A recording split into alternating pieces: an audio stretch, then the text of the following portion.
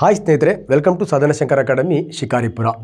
So ಸ್ನೇಹಿತರೆ, Sadhana Shankar ಅಕಾಡೆಮಿಯಿಂದ HSTR, GPSTR, PSTR, Karnataka TET ಮತ್ತು ಅದರ ಜೊತೆಗೆ 10th ಕ್ಲಾಸಸ್ LBAಗಳು ಈಗ ಮೊನ್ನೆ ಸರ್ಕಾರದಿಂದ ಹೇಳಿದ್ದಾರೆ. ಒಂದು 8,000 ಕ್ವಶನ್ಸ್ಗಳಿದೆ, 8,000 ಚಿಲ್ಲರೆ ಕ್ವಶನ್ಸ್ಗಳಿವೆ. ಅಷ್ಟರಲ್ಲಿ SLC ಹುಡುಗರಿಗೆ ನಾವು ಪ್ರಶ್ನೆಗಳನ್ನು ಕೇಳ್ತೀವಿ ಅಂತ. ಅಷ್ಟು ಪ್ರಶ್ನೆಗಳನ್ನು ಸಾಲ್ವ್ ಮಾಡ್ತಕ್ಕಂಥ ಒಂದು ಬ್ಯೂಟಿಫುಲ್ ಆಗಿರ್ತಕ್ಕಂಥ ಪ್ರಯತ್ನವನ್ನು ಸಾಧನಾ ಶಂಕರ್ ಅಕಾಡೆಮಿ ಮಾಡ್ತಿದೆ ಸ್ನೇಹಿತರೆ. ಆ ಆ್ಯಪಲ್ಲಿ ಅವೆಲ್ಲ ನಿಮಗೆ ಫ್ರೀ ಕೊಡ್ತೀವಿ ಅಂತ ಹೇಳ್ತಾ ಒಂದು ಬ್ಯೂಟಿಫುಲ್ ಆಗಿರ್ತಕ್ಕಂಥ ಪ್ರಶ್ನೆಗಳನ್ನು ನಾನು ನಿಮ್ಮ ಜೊತೆಗೆ ಚರ್ಚೆ ಮಾಡ್ತಾ ಬರ್ತೀನಿ. ನೋಡಿ, ಇಲ್ಲಿ ಪ್ರಶ್ನೆ ಹೆಂಗಿದೆ: hormone controlling biological clock is.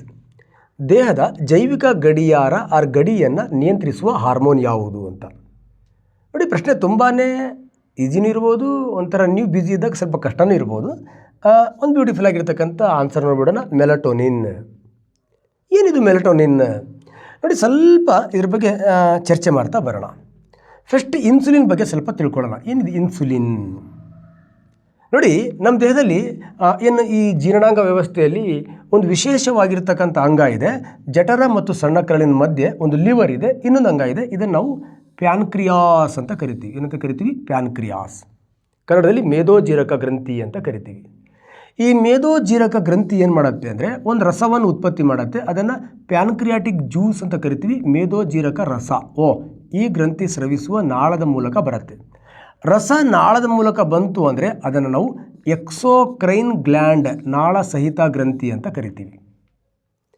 ಈ ಮೇದೋಜೀರಕ ಗ್ರಂಥಿಯಲ್ಲಿ ಕೆಲವೊಂದು ಕೋಶಗಳಿವೆ. ನೋಡಿ, ಈ ಕೋಶಗಳು ಈ ಥರ ಇದೆ. ಕೋಶಗಳು ನೋಡಿ, ಈ ಕೋಶಗಳು one of the very very important. ಈ ಕೋಶಗಳು ಸ್ರವಿಸ್ತಕ್ಕಂತಹ ರಸ ಏನಿದೆ, ಈ ಮೇದೋಜೀರಕ ಗ್ರಂಥಿಯ ನಾಳಗಳ ಮೂಲಕ ಬರಲ್ಲ. ಅದು ಯಾವುದ್ರ ಮೂಲಕ ಬರುತ್ತೆ ಅಂದರೆ ಬ್ಲಡ್ನ ಮೂಲಕ ಬರುತ್ತೆ, ರಕ್ತದ ಮೂಲಕ ಬರುತ್ತೆ. ಈ ಬಡ್ಡಿಮೋನ್ ಒಂದೇ ಗ್ರಂಥಿ 2 ಥರ ರಸ ಉತ್ಪತ್ತಿ ಮಾಡುತ್ತೆ. ಒಂದು ರಸ ಆ ಗ್ರಂಥಿ ನಾಳದ ಮೂಲಕ ಬರುತ್ತೆ, ಇನ್ನೊಂದು ರಸ ನಾಳದ ಮೂಲಕ ಬರಲ್ಲ, ಬ್ಲಡ್ನ ಮೂಲಕ ಬರುತ್ತೆ.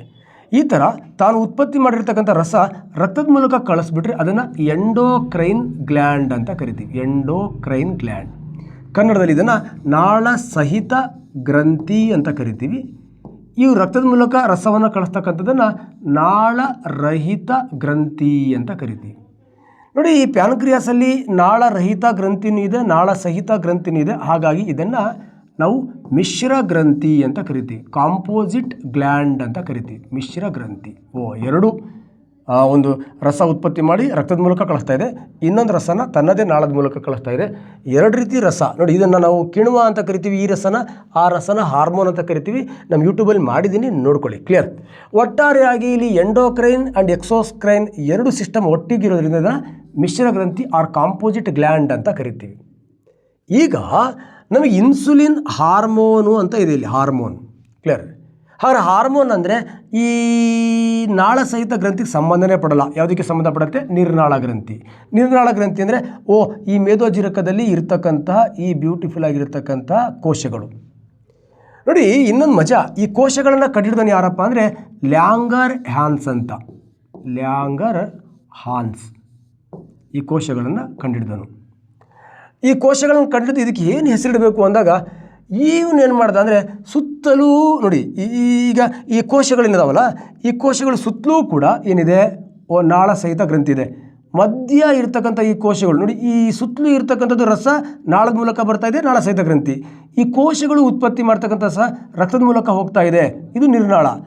ಸುತ್ತಲೂ ನಾಳ ಸಹಿತ ಗ್ರಂಥಿ, ಮಧ್ಯ ನಿರ್ನಾಳ ಗ್ರಂಥಿ. ಸುತ್ತಲೂ ನೀರಿದ್ದು ಮಧ್ಯ ಭೂಮಿ ಇದ್ದರೆ ದ್ವೀಪ, ಹಾಗೆ ಸುತ್ತಲೂ ನಾಳ ಸಹಿತ ಗ್ರಂಥಿ, ಮಧ್ಯ ಇದು ನಿರ್ನಾಳ ಗ್ರಂಥಿ ಇರೋದ್ರಿಂದ ಇದನ್ನು ಇವನು ದ್ವೀಪ ಅಂತ ಕರೀತಾನೆ. ಬ್ಯೂಟಿಫುಲ್. ಲ್ಯಾಂಗರ್ ಹ್ಯಾನ್ಸನ ಕಿರು ದ್ವೀಪ. ಎಷ್ಟದಾವ? ಕೆಲವು ಆಲ್ಫಾ ದ್ವೀಪಗಳಿದಾವ, ಕೆಲವು ಬೀಟಾ ದ್ವೀಪಗಳಿದಾವ, ಕೆಲವು ಡೆಲ್ಟಾ ದ್ವೀಪಗಳಿದಾವೆ. ಈ ಲ್ಯಾಂಗರ್ ಹ್ಯಾನ್ಸನ ಕಿರು ದ್ವೀಪಗಳಲ್ಲಿ ಏನು ಬೀಟಾ ದ್ವೀಪಗಳಿದಾವ, ಬೀಟಾ ಸೆಲ್ಸ್ಗಳೇನಿದಾವ, ಇವು ಇನ್ಸುಲಿನ್ ಅನ್ನೋ ಹಾರ್ಮೋನನ್ನು ಉತ್ಪತ್ತಿ ಮಾಡುತ್ತೆ. ಯಾವ ಹಾರ್ಮೋನ್ ಉತ್ಪತ್ತಿ ಮಾಡುತ್ತೆ? ಇನ್ಸುಲಿನ್. ನೋಡಿ, ಎಂಡ್ ಆದರೆ ಸ್ವಲ್ಪ ನಿಮಗೆ ಗೊತ್ತಿರಲಿ, ಇನ್ಸುಲಿನ್ ಅನ್ನೋದು ಒಂದು ಪ್ರೋಟೀನ್. ಯಾಕಂದರೆ ನಾವು ಇನ್ಸುಲಿನ್ ಬಗ್ಗೆ ಎಲ್ಲ ತಿಳ್ಕೊಂಡು, ಇನ್ಸುಲಿನ್ ಇದು ಒಂದು ಕಾರ್ಬೋಹೈಡ್ರೇಟ್, ಪ್ರೋಟೀನ್, ಲಿಪಿಡ್, ಬೇರೆ ಬೇರೆ ಆಪ್ಷನ್ ಬರ್ಬೋದಲ್ವಾ? ಇನ್ ಬಂತು, ಥೈರಾಕ್ಸಿನ್, ಇನ್ಸುಲಿನ್, ಮೆಲಟೋನಿನ್, ಅಂತ ಬಂತು ಅಂದರೆ ದಟ್ ಈಸ್ ದ ಪ್ರೋಟೀನ್. ಹಾಗಾದರೆ ಈ ಲ್ಯಾಂಗರ್ ಹ್ಯಾನ್ಸನ ಬೀಟಾ ಕೋಶಗಳು ಯಾವ ಹಾರ್ಮೋನ್ ಉತ್ಪತ್ತಿ ಮಾಡುತ್ತೆ? ಇನ್ಸುಲಿನ್ ಹಾರ್ಮೋನನ್ನು ಉತ್ಪತ್ತಿ ಮಾಡುತ್ತೆ. ಇದ್ರ ಕೆಲಸ ಏನು? ಇದ್ರ ಕೆಲಸ ಏನಪ್ಪ ಅಂದರೆ, ನಾವೇನು ಊಟ ಮಾಡ್ತೀವಲ್ವಾ, ಊಟ ಮಾಡಿದಾಗ ಆ ಆಹಾರ ಯಾವ ರೂಪದಲ್ಲಿರುತ್ತೆ ಅಂದರೆ ಸಂಕೀರ್ಣ ಆಹಾರ ಇರುತ್ತೆ, ಕಾಂಪ್ಲೆಕ್ಸ್ ಫುಡ್. ಸಂಕೀರ್ಣ ಆಹಾರ, ಕಾಂಪ್ಲೆಕ್ಸ್ ಫುಡ್. ನಾವು ಅನ್ನ, ಚಪಾತಿ, ರೊಟ್ಟಿ ಅವೆಲ್ಲ ಊಟ ಮಾಡ್ತೀವಲ್ಲ, ಅದಕ್ಕೆ ಕಾರ್ಬೋಹೈಡ್ರೇಟ್, ಪ್ರೋಟೀನ್, ಲಿಪಿಡ್ ರೂಪದಲ್ಲಿರೋ ಆಹಾರನ ಸಂಕೀರ್ಣ ಆಹಾರ. ನಮ್ಮ ಬಾಯಿಯಿಂದ ಸಣ್ಣ ಕರಳುವರೆಗೂ ಆಹಾರ ಏನಾಗುತ್ತೆ? ಒಡೆಯಲ್ಪಡೆಯುತ್ತೆ. ವಿಭಜನೆ ಆಗ್ತಾ ಆಗ್ತಾ ಬರುತ್ತೆ. ಎಲ್ಲಿವರೆಗೂ ವಿಭಜನೆ ಆಗುತ್ತೆ? ಸರಳ ಆಹಾರವಾಗುವವರೆಗೂ ವಿಭಜನೆ ಆಗುತ್ತೆ. Simple form. ಸಿಂಪಲ್ ಫಾರ್ಮಲ್ಲಿ ಯಾವ್ದು ಬರುತ್ತೆ? ಇಟ್ ದ ಬ್ಯೂಟಿಫುಲ್ ಗ್ಲೂಕೋಸ್ ಬರುತ್ತೆ. ಈ ಸಂಕೀರ್ಣ ಆಹಾರ ಗ್ಲೂಕೋಸ್ ಆಗೋವರೆಗೂ ನಮ್ಮ ಜೀರ್ಣ ವ್ಯವಸ್ಥೆ ಏನು ಮಾಡುತ್ತೆ? ಅದನ್ನು ವಿಭಜನೆ ಮಾಡುತ್ತೆ. ಆ ಗ್ಲೂಕೋಸ್ ಆದ ನಂತರ ನಮ್ಮ ಸಣ್ಣ ಕರಳಲ್ಲಿರ್ತಕ್ಕಂಥ ವಿಲ್ಲೈಗಳು ಈ ಗ್ಲೂಕೋಸನ್ನು ತಗೊಂಡು ಯಾವುದಕ್ಕೆ ಕೊಡುತ್ತೆ? ಬ್ಯೂಟಿಫುಲ್ ಬ್ಲಡ್ಡಿಗೆ ಕೊಡುತ್ತೆ. ಬ್ಲಡ್. ಈ ಗ್ಲೂಕೋಸ್ ಬ್ಲಡ್ಡಿಗೆ ಬಂದ ತಕ್ಷಣವೇ ಇನ್ಸುಲಿನ್ ಓಡೋಡಿ ಬರುತ್ತೆ. ಬಂದು ಈ ಗ್ಲೂಕೋಸನ್ನು ಏನು ಮಾಡುತ್ತೆ? ಆ ಟೈಮಲ್ಲಿ ನಾವು ಎಷ್ಟು ಕೆಲಸ ಮಾಡ್ತಿರ್ತೀವೋ ಅಷ್ಟು ಗ್ಲೂಕೋಸ್ ರಕ್ತದಲ್ಲಿ ಬಿಟ್ಟು ಅದು ಶಕ್ತಿಯಾಗಿ ಪರಿವರ್ತನೆ ಆಗುತ್ತೆ. ಉಳ್ಕೊಂಡಿರೋ ಗ್ಲೂಕೋಸನ್ನು ನಮ್ಮ ಇನ್ಸುಲಿನ್ ನೋಡಿ, ಬೇರೆ ಇಂಕಲ್ಲಿ ಬರಿತೀನಿ, ಏನಾಗಿ ಪರಿವರ್ತನೆ ಮಾಡುತ್ತೆ? ಗ್ಲೈಕೋಜನ್ ಆಗಿ ಪರಿವರ್ತನೆ ಮಾಡುತ್ತೆ. ಪರಿವರ್ತನೆ ಮಾಡಿ ಏನು ಮಾಡುತ್ತೆ? ಸ್ನಾಯುಗಳಲ್ಲಿ ಸಂಗ್ರಹಣೆ ಮಾಡುತ್ತೆ ಮತ್ತು ಲಿವರ್ನ ಸುತ್ತಲೂ ಸಂಗ್ರಹಣೆ ಮಾಡುತ್ತೆ. ನೋಡಿ, ನೀವೆಲ್ಲರ ಈ ಮಾರಿ ಹಬ್ಬದಲ್ಲಿ ಕುರಿ ಕೊಯ್ದಾಗ ನೋಡಿ, ಲಿವರ್ನ ಸುತ್ತ ನೆಣ ಅಂದರೆ ನೆಣ ಇರುತ್ತೆ. ಆ ನೆಣನೇ ನಾವು ಗ್ಲೈಕೋಜನ್ ಅಂತ ಕರಿತೀವಿ. ಪ್ರಾಣಿಗಳಲ್ಲಿ ಆಹಾರ ಯಾವ ರೂಪದಲ್ಲಿ ಸಂಗ್ರಹಣೆ ಆಗುತ್ತೆ? Beautiful question. ಗ್ಲೈಕೋಜನ್. ಯಾವುದು ಸಂಗ್ರಹಣೆ ಮಾಡುತ್ತೆ? That is the insulin. ಹಾಗೆ ಇನ್ಸುಲಿನ್ ಏನು ರಕ್ತಕ್ಕೆ ಬಂದ ಜೀರ್ಣ ಆಗಿ ಆಹಾರ ರಕ್ತಕ್ಕೆ ಗ್ಲೂಕೋಸ್ ರೂಪದಲ್ಲಿ ಬರುತ್ತೆ. ನಮಗೆ ಎಷ್ಟು ಬೇಕೋ ಅಷ್ಟು ಬಿಟ್ಟು ಬಾಕಿ ಎಲ್ಲ ಗ್ಲೂಕೋಸನ್ನು ಗ್ಲೈಕೋಜನ್ನಾಗಿ ಪರಿವರ್ತನೆ ಮಾಡ್ತಕ್ಕಂಥ ಕೆಲಸವನ್ನು ಯಾವ್ದು ಮಾಡ್ತಾ ಇರುತ್ತೆ? ಇನ್ಸುಲಿನ್ ಮಾಡ್ತಾ ಇರುತ್ತೆ. ಏನೋ ಪ್ಯಾನ್ಕ್ರಿಯಾಸ್ಗೆ ಪ್ರಾಬ್ಲಮ್ ಆಯಿತು, ಬೀಟಾ ಕೋಶಗಳಿಗೆ ಏನೋ ತೊಂದರೆ ಆಯಿತು. ತೊಂದರೆ ಆದಾಗ ನಾವು ಊಟ ಬಿಡ್ತೀವಾ? ಇಲ್ಲ, ಊಟ ನೀಟಾಗಿ ಮಾಡ್ತೀವಿ ನಾವು. ಕ್ಲಿಯರ್. ಈ ಊಟ ಮಾಡಿದಾಗ ಸೇಮ್ ಸಂಕೀರ್ಣ ಆಹಾರ, ಸರಳ ಆಹಾರ ಗ್ಲೂಕೋಸ್ ಆಗಿ ಪರಿವರ್ತನೆ ಆಗತ್ತೆ. ಆವಾಗ ಇನ್ಸುಲಿನ್ ಇಲ್ಲಪ್ಪ, ಇನ್ಸುಲಿನ್ ಕಡಿಮೆ ಆಯಿತು. ಆವಾಗ ಗ್ಲೈಕೋಜನ್ ಆಗಲ್ಲ. ಆ ಗ್ಲೂಕೋಸ್ ರಕ್ತದಲ್ಲೇ ಹಾಗೆ ಉಳಿದು ರಕ್ತವನ್ನು ಶುದ್ಧೀಕರಿಸ್ತಕ್ಕಂಥ ಕಿಡ್ನಿಗೆ ಬಂದು ಕಿಡ್ನಿ ಆ ಗ್ಲೂಕೋಸನ್ನು ಮೂತ್ರದ ಮೂಲಕ ಹೊರಗಡೆ ಹಾಕ್ತಾ ಇರುತ್ತೆ. ಈಗ ಮೂತ್ರದ ಮೂಲಕ ಗ್ಲೂಕೋಸ್ ಹೊರಗಡೆ ಬರ್ತಾ ಇದೆ, ಯಾಕಂದರೆ ಅಲ್ಲಿ ಸ್ಟಾಕ್ ಮಾಡ್ತಾ ಇಲ್ಲ ಇನ್ಸುಲಿನ್, ಯಾಕಂದರೆ ಇನ್ಸುಲಿನ್ ಪ್ರಮಾಣ ಕಡಿಮೆ ಇದೆ. ಈ ಥರ ರಕ್ತದ ಮೂಲಕ ಏನು ಇರ್ತಕ್ಕಂಥ ಗ್ಲೂಕೋಸು ಇನ್ಸುಲಿನ್ ಕೊರತೆಯಿಂದ ಈ ಕಿಡ್ನಿಯ ಸಹಾಯದಿಂದ ಏನಾಗ್ತಾ ಇರುತ್ತೆ? ರಕ್ತದಿಂದ ಬೇರ್ಪಟ್ಟು ಮೂತ್ರದ ಮೂಲಕ ಬರ್ತಾ ಇರುತ್ತೆ. ಇದನ್ನು ನಾವೇನಂತ ಕರಿತೀವಿ? ಸಿಹಿ ಮೂತ್ರ ರೋಗ ಆರ್ ಡಯಾಬಿಟೀಸ್. ಈ ಸಿಹಿ ಮೂತ್ರ ರೋಗ, ಡಯಾಬಿಟಿಸ್ ಯಾವ ಹಾರ್ಮೋನ್ನ ಕೊರತೆಯಿಂದ ಬರುತ್ತೆ ಅಂದರೆ ಇನ್ಸುಲಿನ್ ಹಾರ್ಮೋನ್ನ ಕೊರತೆಯಿಂದ ಬರುತ್ತೆ. ಇನ್ನೂ ಇನ್ ಡೀಟೇಲ್ ಆಗಿರ್ತಕ್ಕಂಥ ಕ್ಲಾಸನ್ನು ಆಪಲ್ಲಿ ಹೇಳ್ತೀನಿ ಸ್ನೇಹಿತರೆ, ಯಾಕಂದರೆ ಈ ಮೆಕಾನಿಸಮೇ ತುಂಬ ಚೆನ್ನಾಗಿದೆ. ಗ್ಲೈಕೋಲಾಸಿಸ್ ಅಂದ್ರೇನು, ಗ್ಲೈಕೋಜೆನೋಲಸಿಸ್ ಅಂದ್ರೇನು. ಓಕೆ, ಇನ್ಸುಲಿನ್ ಬಗ್ಗೆ ಇಷ್ಟು ಹೇಳಿದ್ದೀನಿ ನಾನೀಗ. ಈಗ ನಿಮಗೆ ಥೈರಾಕ್ಸಿನ್ ಬಗ್ಗೆ ಸಿಂಪಲ್. ಥೈರಾಯ್ಡ್ ಗ್ರಂಥಿ ಸ್ರವಿಸುವ ಒಂದು ಹಾರ್ಮೋನ್. ಹಾಗಾದ್ರೆ ಥೈರಾಯ್ಡ್ ಗ್ರಂಥಿ ಮತ್ತೊಂದು ಹಾರ್ಮೋನ್, ಎಸ್, ಕ್ಯಾಲ್ಸಿಟೋನಿನ್ ಅನ್ನೋ ಹಾರ್ಮೋನನ್ನು ಕೂಡ ರಿಲೀಸ್ ಮಾಡುತ್ತೆ. ಥೈರಾಯ್ಡ್ ಬಗ್ಗೆ ಒಂದು ಬ್ಯೂಟಿಫುಲ್ ವಿಡಿಯೋ ಮಾಡಿದ್ದೀನಿ, ನೋಡ್ಕೊಳ್ಳಿ. ಈ ಥೈರಾಕ್ಸಿನ್ ಹಾರ್ಮೋನನ್ನು ನಾವೆಂತ ಕರಿತೀವಿ? ಪರ್ಸನಾಲಿಟಿ ಹಾರ್ಮೋನ್, ವ್ಯಕ್ತಿತ್ವದ ಹಾರ್ಮೋನ್ ಅಂತ ಕರಿತೀವಿ. ವ್ಯಕ್ತಿತ್ವದ ಹಾರ್ಮೋನ್. ವ್ಯಕ್ತಿತ್ವದ ಹಾರ್ಮೋನ್ ಅಂತ ಯಾಕೆ ಕರಿತೀವಿ? ಸಿಂಪಲ್, ಅಲ್ಲಿ ನೋಡ್ಕೊಳ್ಳಿ. ಥೈರಾಯ್ಡ್ ಬಗ್ಗೆ ಕಂಪ್ಲೀಟ್ ಹೇಳಿದ್ದೀನಿ ನಾನು. ಮಿಕ್ಸಿಡಿಮಾ ಅಂದರೆ ಏನು, ಕ್ರೆಟಿನಿಸಮ್ ಅಂದರೆ ಏನು, ಸಿಂಪಲ್ ಗಾಯಟರ್ ಅಂದರೆ ಏನು, ಓಕೆ, ಅವೆಲ್ಲ ಅದ್ರ ಬಗ್ಗೆ ಹೇಳಿದ್ದೀನಿ. ಅದ್ರ ಬಗ್ಗೆ ಇನ್ ಡೀಟೇಲ್ ಆಗಿ ಅಲ್ಲೇ ನೋಡ್ಕೊಳ್ಳಿ ನೀವು. So adrenaline one of the very very important. ಕಿಡ್ನಿಯ ಮೇಲೆ ಅಡ್ರಿರುವ ಗ್ರಂಥಿಯ ಅಡ್ರಿನಲಿನ್. ಇದ್ರ ಬಗ್ಗೆ 1 ಅವರ್ ಕ್ಲಾಸ್ ಸದ್ಯದಲ್ಲಿ ನಿಮಗೆ ರಿಲೀಸ್ ಮಾಡ್ತೀನಿ ಸ್ನೇಹಿತರೆ. ಅಡ್ರಿನಲಿನ್, ನಾರ್ ಅಡ್ರಿನಲಿನ್, ಡೂಪಮಿನ್, ನೆಕ್ಸ್ಟ್ ಕಾರ್ಟಿಕಾಯ್ಡ್, ಆಲ್ಡೋಸ್ಟಿರಾನ್, ಇಷ್ಟು ಹಾರ್ಮೋನ್ಗಳನ್ನು ರಿಲೀಸ್ ಮಾಡುತ್ತೆ. Kissing syndrome, Hanson, next infertility, ಅವೆಲ್ಲ ಮಾಹಿತಿಯನ್ನು. ಬಟ್ ಅಡ್ರಿನಲಿನ್ ಇದನ್ನು ಎಮರ್ಜೆನ್ಸಿ ಹಾರ್ಮೋನ್ ಅಂತ ಕರಿತೀವಿ. ಬಟ್ ನಮಗೆ ರೈಟ್ ಆನ್ಸರ್ ಯಾವುದಪ್ಪ ಅಂದರೆ ಮೆಲಾಟೋನಿನ್. ಇದ್ರ ಬಗ್ಗೆ ಒಂದು ಸ್ವಲ್ಪ ಕ್ಲಿಯರಾಗಿ ಯೋಚನೆ ಮಾಡೋಣ. ಸರ್ ಇದೇನು ಸರ್, ನೀವು ಹೇಳಿರೋ ಕ್ವಶನ್ನೇ ಬೇರೆ ಪಕ್ಕದ ಮನೆಯವ್ರದ್ದೆಲ್ಲ ಎಕ್ಸ್ಪ್ಲೇನ್ ಮಾಡೋಕತ್ತೀರಿ, ಅರ್ಜೆಂಟ್ ಇದರದ್ದೇ ಎಕ್ಸ್ಪ್ಲೇನ್ ಮಾಡಿ. ಸಿಂಪಲ್ ಸ್ನೇಹಿತರೆ, ನೋಡಿ, ನಮ್ಮ ದೇಹದಲ್ಲಿ ಎಂಡೋಕ್ರೈನ್ ಸಿಸ್ಟಮ್ ಏನಿದೆ, ನಿರ್ನಾಳ ಗ್ರಂಥಿ ವ್ಯೂಹ ಏನಿದೆ, ಅದರಲ್ಲಿ ಸ್ಮಾಲೆಸ್ಟ್ ಗ್ಲ್ಯಾಂಡ್ ಯಾವುದಪ್ಪ ಅಂತ ಕೇಳಿದರೆ that is the pineal gland. Smallest gland. ಇದು ಸ್ವಲ್ಪ ಪ್ರಮಾಣದಲ್ಲಿ ಒಂದು ಹಾರ್ಮೋನ್ ರಿಲೀಸ್ ಮಾಡುತ್ತೆ, ಸೆರಟೋನಿನ್ ಅಂತ. ಇದು ಯಾವಾಗ ರಿಲೀಸ್ ಮಾಡುತ್ತೆ ಅಂದರೆ ಹಗಲು ಹೊತ್ತಲ್ಲಿ ರಿಲೀಸ್ ಮಾಡುತ್ತೆ. ಇದೇ ಬಡ್ನಿಮ್ಗನ್ ಗ್ಲ್ಯಾಂಡ್ ಈ ಸೆರಟೋನಿನ್ ಹಾರ್ಮೋನ್ ಏನಿದೆಯಲ್ವ, ಹಗಲು ಹೊತ್ತಲ್ಲಿ ರಿಲೀಸ್ ಮಾಡಿರ್ತಕ್ಕಂಥ ಸೆರಟೋನಿನ್ ಹಾರ್ಮೋನ್, ಇದನ್ನು ಬಳಸ್ಕೊಂಡು ಇದೇ ಸೆರೋಟೋನಿನ್ ಹಾರ್ಮೋನನ್ನು ರಾತ್ರಿ ಹೊತ್ತಲ್ಲಿ ಮೆಲಟೋನಿನ್ ಆಗಿ ಪರಿವರ್ತನೆ ಮಾಡುತ್ತೆ. ಹಗಲು ಹೊತ್ತಲ್ಲಿ ಸೆರೋಟೋನಿನ್ನ ಬಿಡುಗಡೆ ಮಾಡುತ್ತೆ. ರಾತ್ರಿ ಅದೇ ಸೆರೋಟೋನಿನ್ನ ಏನಾಗಿ ಪರಿವರ್ತನೆ ಮಾಡುತ್ತೆ? ಮೆಲಟೋನಿನ್ ಆಗಿ ಯಾವುದು ಪರಿವರ್ತನೆ ಮಾಡುತ್ತೆ? ಈ ಪೀನಿಯಲ್ ಗ್ಲ್ಯಾಂಡ್ ಪರಿವರ್ತನೆ ಮಾಡುತ್ತೆ. ಸೊ ಸ್ನೇಹಿತರೆ, ಈ ಬಿಸಿಲು ಇದ್ದಾಗ, ಬೆಳಕಿದ್ದಾಗ ಸೆರೋಟೋನಿನ್ ಬ್ಯೂಟಿಫುಲ್ ರಿಲೀಸ್ ಆಗುತ್ತೆ. ನಮಗನ್ನು ಖುಷಿಯಾಗಿಡುತ್ತೆ, ಒಂಥರ ಮೂಡಿಯಾಗಿಡುತ್ತೆ, ಮಜಾ ಕೊಡುತ್ತೆ. ಅದೇ ರಾತ್ರಿ ಸಂದರ್ಭದಲ್ಲಿ ಈ ಪೀನಿಯಲ್ ಗ್ರಂಥಿಯಿಂದ ಸೆರೋಟೋನಿನ್ ಏನಾಗಿ ಪರಿವರ್ತನೆ ಆಗುತ್ತೆ? ಮೆಲಟೋನಿನ್ ಆಗಿ ಪರಿವರ್ತನೆ ಆದಾಗ ನಮಗೆ ಬ್ಯೂಟಿಫುಲ್ಲಾಗಿ ನಿದ್ದೆ ಬರಲಿಕ್ಕೆ ಸ್ಟಾರ್ಟ್ ಆಗುತ್ತೆ. ಬೆಳಗ್ಗೆ ಮೆಲಟೋನಿನ್ ಮತ್ತು ಸೆರೋಟೋನಿನ್ ಉತ್ಪತ್ತಿ ಆಗುತ್ತೆ. ಸೆರೋಟೋನಿನ್ ಉತ್ಪತ್ತಿ ಆದಾಗ ಎಚ್ಚರ ಆಗತ್ತೆ. ಹಾಗಾದರೆ ಬೆಳಗ್ಗೆ ಎಚ್ಚರ ಆಗತ್ತೆ, ಕತ್ಲಾದಾಗ ನಿದ್ರೆ ಬರುತ್ತೆ. ಅದಕ್ಕೆ ಇದೇ ಕಾರಣನಾ? ಎಸ್, ಇದೇ ಕಾರಣ. ಇದನ್ನೇ ನಾವೇನಂತ ಕರಿತೀವಿ? ಬಯೋಲಾಜಿಕಲ್ ಕ್ಲಾಕ್ ಅಂತ ಕರಿತೀವಿ, ಜೈವಿಕ ಗಡಿಯಾರ. ರಾತ್ರಿ ಆದಾಗ ನಿದ್ದೆ ಬರೋದು, ಬೆಳಗ್ಗೆ ಆದಾಗ ಎಚ್ಚರ ಆಗೋದು, ಇದನ್ನೇ ಜೈವಿಕ ಗಡಿಯಾರ, ಸ್ಲೀಪ್ ಆ್ಯಂಡ್ ವೇಕ್ ಸೈಕಲ್ ಅಂತ ಕರಿತೀವಿ. One of the very very important circadian rhythms ಅಂತ ಕರಿತೀವಿ. ಈ circadian rhythms are sleep wake cycle or ಜೈವಿಕ ಗಡಿಯಾರವನ್ನು ನಿಯಂತ್ರಿಸ್ತಕ್ಕಂಥ ಗ್ರಂಥಿ ಯಾವುದಪ್ಪ ಅಂದರೆ ಪೀನಿಯಲ್. ಅದನ್ನು ನಿಯಂತ್ರಿಸ್ತಕ್ಕಂಥ ಹಾರ್ಮೋನ್ ಯಾವುದಪ್ಪ ಅಂತ ಕೇಳಿದರೆ that is the melatonin hormone. Sir, serotonin hormone ಬದಲಿ ಮೆಲಟೋನಿನ್ ಯಾಕೆ ಹೈಕ್ ಮಾಡಿದ್ರು? ಸೆರೋಟೋನಿನ್ ತುಂಬ ಕಡಿಮೆ ಪ್ರಮಾಣದಲ್ಲಿ ಪೀನಿಯಲಲ್ಲಿ ರಿಲೀಸ್ ಆಗುತ್ತೆ. ಈ ಸೆರೋಟೋನಿನ್ ಹೆಚ್ಚಿನ ಪ್ರಮಾಣದಲ್ಲಿ ಎಲ್ಲಿ ರಿಲೀಸ್ ಆಗುತ್ತೆ ಅಂದರೆ ನಮ್ಮ ಜೀರ್ಣಾಂಗ ಯುವದ ಗಟ್ಟಲ್ಲಿ ರಿಲೀಸ್ ಆಗುತ್ತೆ, ಶೇಕಡ 90 to 95%. ಈ ಬ್ಯೂಟಿಫುಲ್ ನಮ್ಮನ್ನು ಖುಷಿಯಾಗಿ ಇಡ್ತಕ್ಕಂಥ ಹಾರ್ಮೋನ್ನ ಬಗ್ಗೆ, ಒಂದು ಲವ್ ಹಾರ್ಮೋನ್ ಇದಾವೆ 3, ಒಂದು ಸೆರೋಟೋನಿನ್, ಇನ್ನೊಂದು ಡೋಪಮಿನ್, ಇನ್ನೊಂದು ಬ್ಯೂಟಿಫುಲ್ ಆಗಿರ್ತಕ್ಕಂಥ ಆಕ್ಸಿಟೋಸಿನ್. ಈ 3 ಲವ್ ಹಾರ್ಮೋನ್ಗಳ ಬಗ್ಗೆ ಇನ್ ಡೀಟೇಲ್ ಕ್ಲಾಸ್ ಸ್ವಲ್ಪ ದಿನದಲ್ಲೇ ನಿಮ್ಮ ಜೊತೆಗೆ ಚರ್ಚೆ ಮಾಡ್ತೀನಿ ಸ್ನೇಹಿತರೆ. ಅರ್ಥ ಆಗಿದೆ ಅಂತ ಅನ್ಕೋತೀನಿ. ಮೆಲಟೋನಿನ್ ಈ ಬ್ಯೂಟಿಫುಲ್ ಅದು ನಮ್ಮ ಪೀನಿಯಲ್ ಗ್ರಂಥಿ ಉತ್ಪತ್ತಿ ಮಾಡ್ತಕ್ಕಂಥ ಹಾರ್ಮೋನ್. ಈ ಹಾರ್ಮೋನ್ ಬಯೋಲಾಜಿಕಲ್ ಕ್ಲಾಕನ್ನು ಏನು ಮಾಡುತ್ತೆ? ಕಂಟ್ರೋಲ್ ಮಾಡುತ್ತೆ. So next one of the very very important question, planet with strongest magnetic field ಅಂತ. ನೋಡಿ, ಒಂದು ಬ್ಯೂಟಿಫುಲ್ ಕ್ವಶನ್. ನಾವು ಮ್ಯಾಗ್ನೆಟಿಕ್ ಫೀಲ್ಡ್ ಅಂದರೆ ಎಲ್ಲೋ ನೋಡ್ತೀವಿ, ಇಲ್ಲೇನು ಬಂತಲ್ಲ ಅಂತ. ಓಕೆ, ಅತಿ ಬಲವಾದ ಚುಂಬಕ ಕ್ಷೇತ್ರ ಹೊಂದಿರುವ ಗ್ರಹ ಯಾವುದು ಅಂತ ಇದೆ. One of the very very important. ಸ್ವಲ್ಪ ನೀವು ನೋಡ್ಕೋಬೇಕಿಲ್ಲಿ. ಮ್ಯಾಗ್ನೆಟಿಕ್ ಫೀಲ್ಡ್ ಅಂದ್ರೇನು? ಅಟ್ರಾಕ್ಷನ್ ಅಂತ. ಹಾಗಾದರೆ ಆ ಅಟ್ರಾಕ್ಷನ್ ಮಾಡ್ತಕ್ಕಂತಹ ಮ್ಯಾಗ್ನೆಟಿಕ್ ಫೀಲ್ಡ್ ನಾವು ಈ ಪ್ಲಾನೆಟ್ಗಳಿಗೆ ಕಂಪೇರ್ ಮಾಡಿದ್ರೆ ಅದನ್ನೇ ನಾವೇನಂತ ಕರಿತೀವಿ? ಗ್ರಾವಿಟೇಷನಲ್ ಫೋರ್ಸ್ ಆರ್ ಗುರುತ್ವ ಬಲ ಅಂತ ಕರಿತೀವಿ. ಅದನ್ನೇ ನಾವು ಗುರುತ್ವ ಬಲ ಅಂತ ಕರಿತೀವಿ. ಗುರುತ್ವ ಬಲ, ಕ್ಲಿಯರ್? ಅದನ್ನೇ ನಾವು ಗ್ರಾವಿಟೇಷನಲ್ ಫೋರ್ಸ್ ಅಂತ ಕರಿತೀವಿ. ಹಾಗೆ ಗುರುತ್ವ ಬಲ ಅಂದರೆ ಗೊತ್ತಾಗಿದೆ. ಮ್ಯಾಗ್ನೆಟಿಕ್ ಫೀಲ್ಡ್ ಅಂದರೆ ನಾವು ಗ್ರಾವಿಟೇಷನಲ್ ಫೋರ್ಸಿಗೆ ಆ ಥರ ಕರಿತೀವಿ. ಅತಿ ಹೆಚ್ಚು ಗ್ರಾವಿಟೇಷನಲ್ ಫೋರ್ಸ್, ಗುರುತ್ವ ಬಲವನ್ನು ಹೊಂದಿರತಕ್ಕಂತಹ ಈ ಕೆಳಕಂಡ ಗ್ರಹ ಯಾವುದು? ಈ ಕೆಳಕಂಡಲ್ಲ, ಯಾವುದಾದ್ರೂ ಇರಲಿ.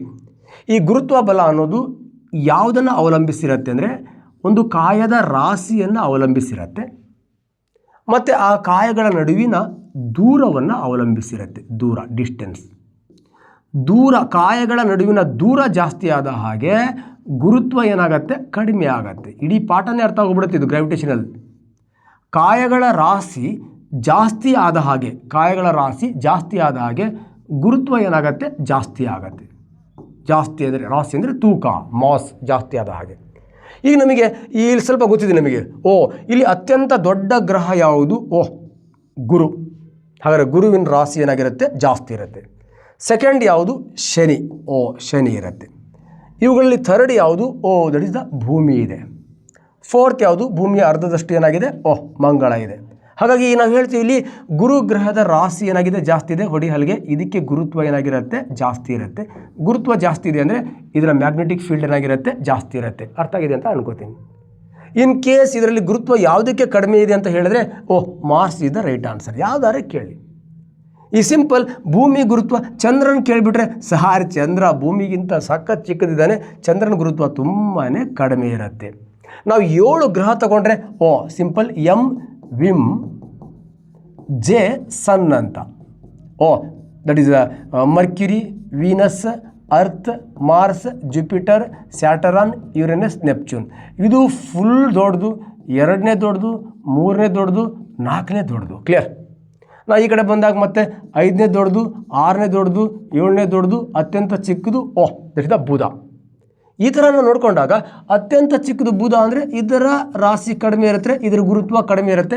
ಅತ್ಯಂತ ದೊಡ್ಡದು ಯಾವುದು ಅಂದರೆ ಇದರ ರಾಶಿ ಜಾಸ್ತಿ ಇರುತ್ತೆ, ಇದರ ಗುರುತ್ವ ಏನಾಗಿರುತ್ತೆ ಜಾಸ್ತಿ ಇರುತ್ತೆ. ಅರ್ಥ ಆಗಿದೆ ಅಂತ ಅನ್ಕೋತೀನಿ. ಹಾಗಾದರೆ ಮಾಸ್ ಏನಿದೆ, mass increases gravitational force alias magnetic field is increases. ಅರ್ಥ ಆಗಿದೆ ಅಂತ ಅನ್ಕೋತೀನಿ. ಓಕೆ, ರಾಶಿ ಕ್ಲೀನಾಗಿ ನೋಡ್ಕೊಂಡ್ರೆ ಮುಗೀತು. So next escape velocity of earth. Same ಆಗಲೇ ಏನು ಹೇಳಿದ್ನಲ್ಲ ಅದಕ್ಕೆ ಸಂಬಂಧಪಟ್ಟಂಥ ಮತ್ತೊಂದು ಪ್ರಶ್ನೆ. ಆಫ್ ಅರ್ತ್ ಡಿಪೆಂಡ್ಸ್ ಆನ್, ಭೂಮಿಯಿಂದ ಒಂದು ವಸ್ತು ಪಾರಾಗಲು ಬೇಕಾಗಿರ್ತಕ್ಕಂತಹ ಆರಂಭಿಕ ವೇಗ ಆರ್ ವಿಮೋಚನಾ ವೇಗ ಈ ಕೆಳಕಂಡ ಯಾವುದನ್ನು ಅವಲಂಬಿಸಿದೆ? ಸಿಂಪಲ್. ಸರ್ ಆಲ್ರೆಡಿ ನೀವು ಹೇಳಿದ್ರಿ, ಒಂದು ಮಾಸ್, ಕ್ಲಿಯರ್. ಸೊ ಇನ್ನೊಂದು that is the radius. Radius ಅಂದರೆ ತ್ರಿಜ್ಯ, ತ್ರಿಜ್ಯ ಅಂದರೆ ದಟ್ ಇಸ್ ದ ದೂರ. ಸಿಂಪಲ್. ನಮ್ಮ ಭೂಮಿಗೆ ಒಂದು ಜಿಯಾಯ್ಡ್ ಶೇಪ್ ಇದೆ ಅಂತ ಅಂದ್ಕೊಳ್ಳೋಣ, ಕ್ಲಿಯರ್. ಇದು ಭೂಮಿಯ ಕೇಂದ್ರ. ನಾವು ಈ ಭೂಮಿಯ ಕೇಂದ್ರದಿಂದ ಮೇಲ್ಮೈಗೆ ಒಂದು ರೇಖೆಯನ್ನು ಎಳಿತೀವಿ, ಭೂಮಿಯ ಕೇಂದ್ರದಿಂದ ಧ್ರುವ ಪ್ರದೇಶಕ್ಕೆ ಒಂದು ರೇಖೆಯನ್ನು ಎಳಿತೀವಿ. ಭೂಮಿ ಒಂಥರ ಚಪ್ಪಟೆ, ಸ್ವಲ್ಪ ಜೇಡ್ ಆಕಾರ ಇರೋದ್ರಿಂದ ಇದು ಸಮಭಾಜಕ ವೃತ್ತದಲ್ಲಿ ಏನಾಗಿರುತ್ತೆ, ಈಕ್ವಟೋರಿಯಲ್ ಲೈನ್ ಮೇಲೆ ಸ್ಟ್ರೆಚ್ ಆಗಿರುತ್ತೆ. ಹಾಗಾಗಿ ಈ ಧ್ರುವ ಪ್ರದೇಶಕ್ಕಿಂತ ಈಕ್ವಟೋರಿಯಲ್ ಲೈನ್ ಒಂದು 21 ಕಿಲೋಮೀಟರ್ ಏನಾಗಿರುತ್ತೆ ಜಾಸ್ತಿ ಇರುತ್ತೆ. ನಾನು ಆಗಲೇ ಹೇಳಿದ್ದೀನಿ, ರಾಶಿ ಜಾಸ್ತಿ ಆದಷ್ಟು ಗುರುತ್ವ ಜಾಸ್ತಿ, ದೂರ ಜಾಸ್ತಿ ಆದಷ್ಟು ಗುರುತ್ವ ದಟ್ ಇಸ್ ದ ಕಡಿಮೆ ಅಂತ ಇರುತ್ತೆ, ಕ್ಲಿಯರ್.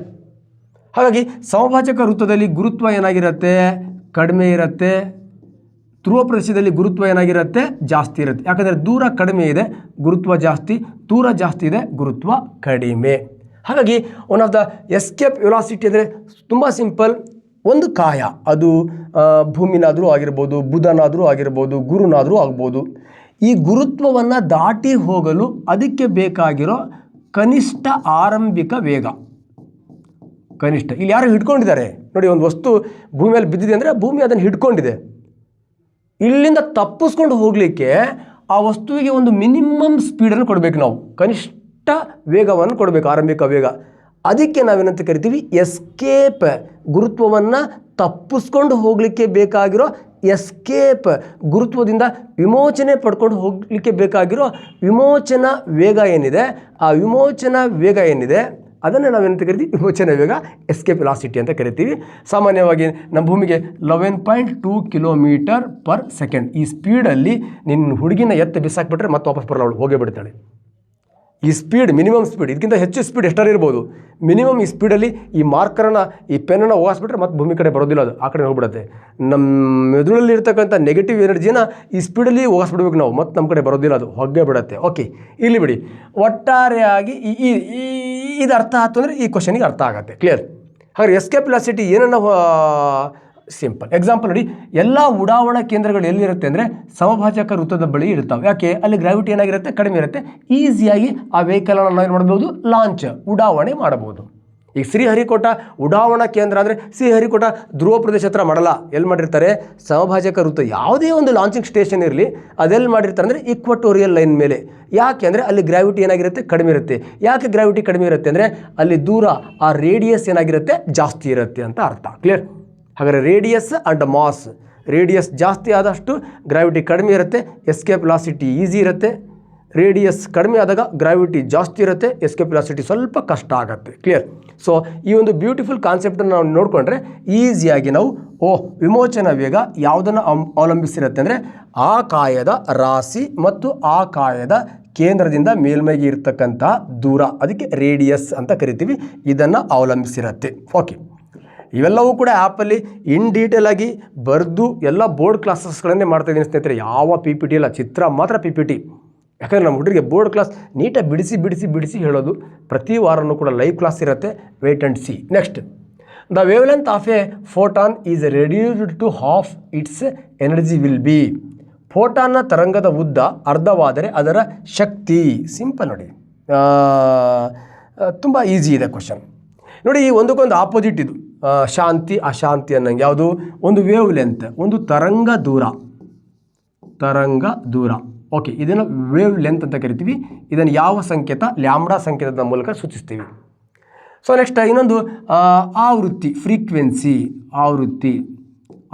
ಇದನ್ನು ನಾವು ದಟ್ ಈಸ್ ಎಫ್ ಅನ್ನೋ ಸಂಕೇತದ ಮೂಲಕ ಸೂಚಿಸ್ತೀವಿ. ಇದರ ಯೂನಿಟ್ ದಟ್ ಇಸ್ ಮೀಟರ್ ಆಗಿರುತ್ತೆ, ಇದರ ಯೂನಿಟ್ ಏನಾಗಿರುತ್ತೆ ಹರ್ಡ್ಸ್ ಆಗಿರುತ್ತೆ. ಇವೆರಡು ಒಂದಕ್ಕೊಂದು ಆಪೋಸಿಟ್. ತರಂಗದ ದೂರ ಜಾಸ್ತಿ ಆದರೆ ಆವೃತ್ತಿ ಕಡಿಮೆ ಆಗತ್ತೆ. ಇನ್ ಕೇಸ್ ತರಂಗದ ದೂರ ಕಡಿಮೆ ಆದರೆ ಆವೃತ್ತಿ ಏನಾಗಿರುತ್ತೆ ಜಾಸ್ತಿ ಆಗತ್ತೆ. Okay, one of the very ಒಂದಕ್ಕೊಂದು ಆಪೋಸಿಟ್. ಹಾಗಾದರೆ ತರಂಗ ದೂರ ಕಡಿಮೆ ಇದ್ದರೆ ಆವೃತ್ತಿ ಜಾಸ್ತಿ. ಸರ್, ಆವೃತ್ತಿ ಅಂದರೆ ಏನು? ಆ ತರಂಗದ ಎನರ್ಜಿನ ಆವೃತ್ತಿ ಅಂತ ಕರಿತೀವಿ, ಶಕ್ತಿ ಅಂತ ಕರಿತೀವಿ.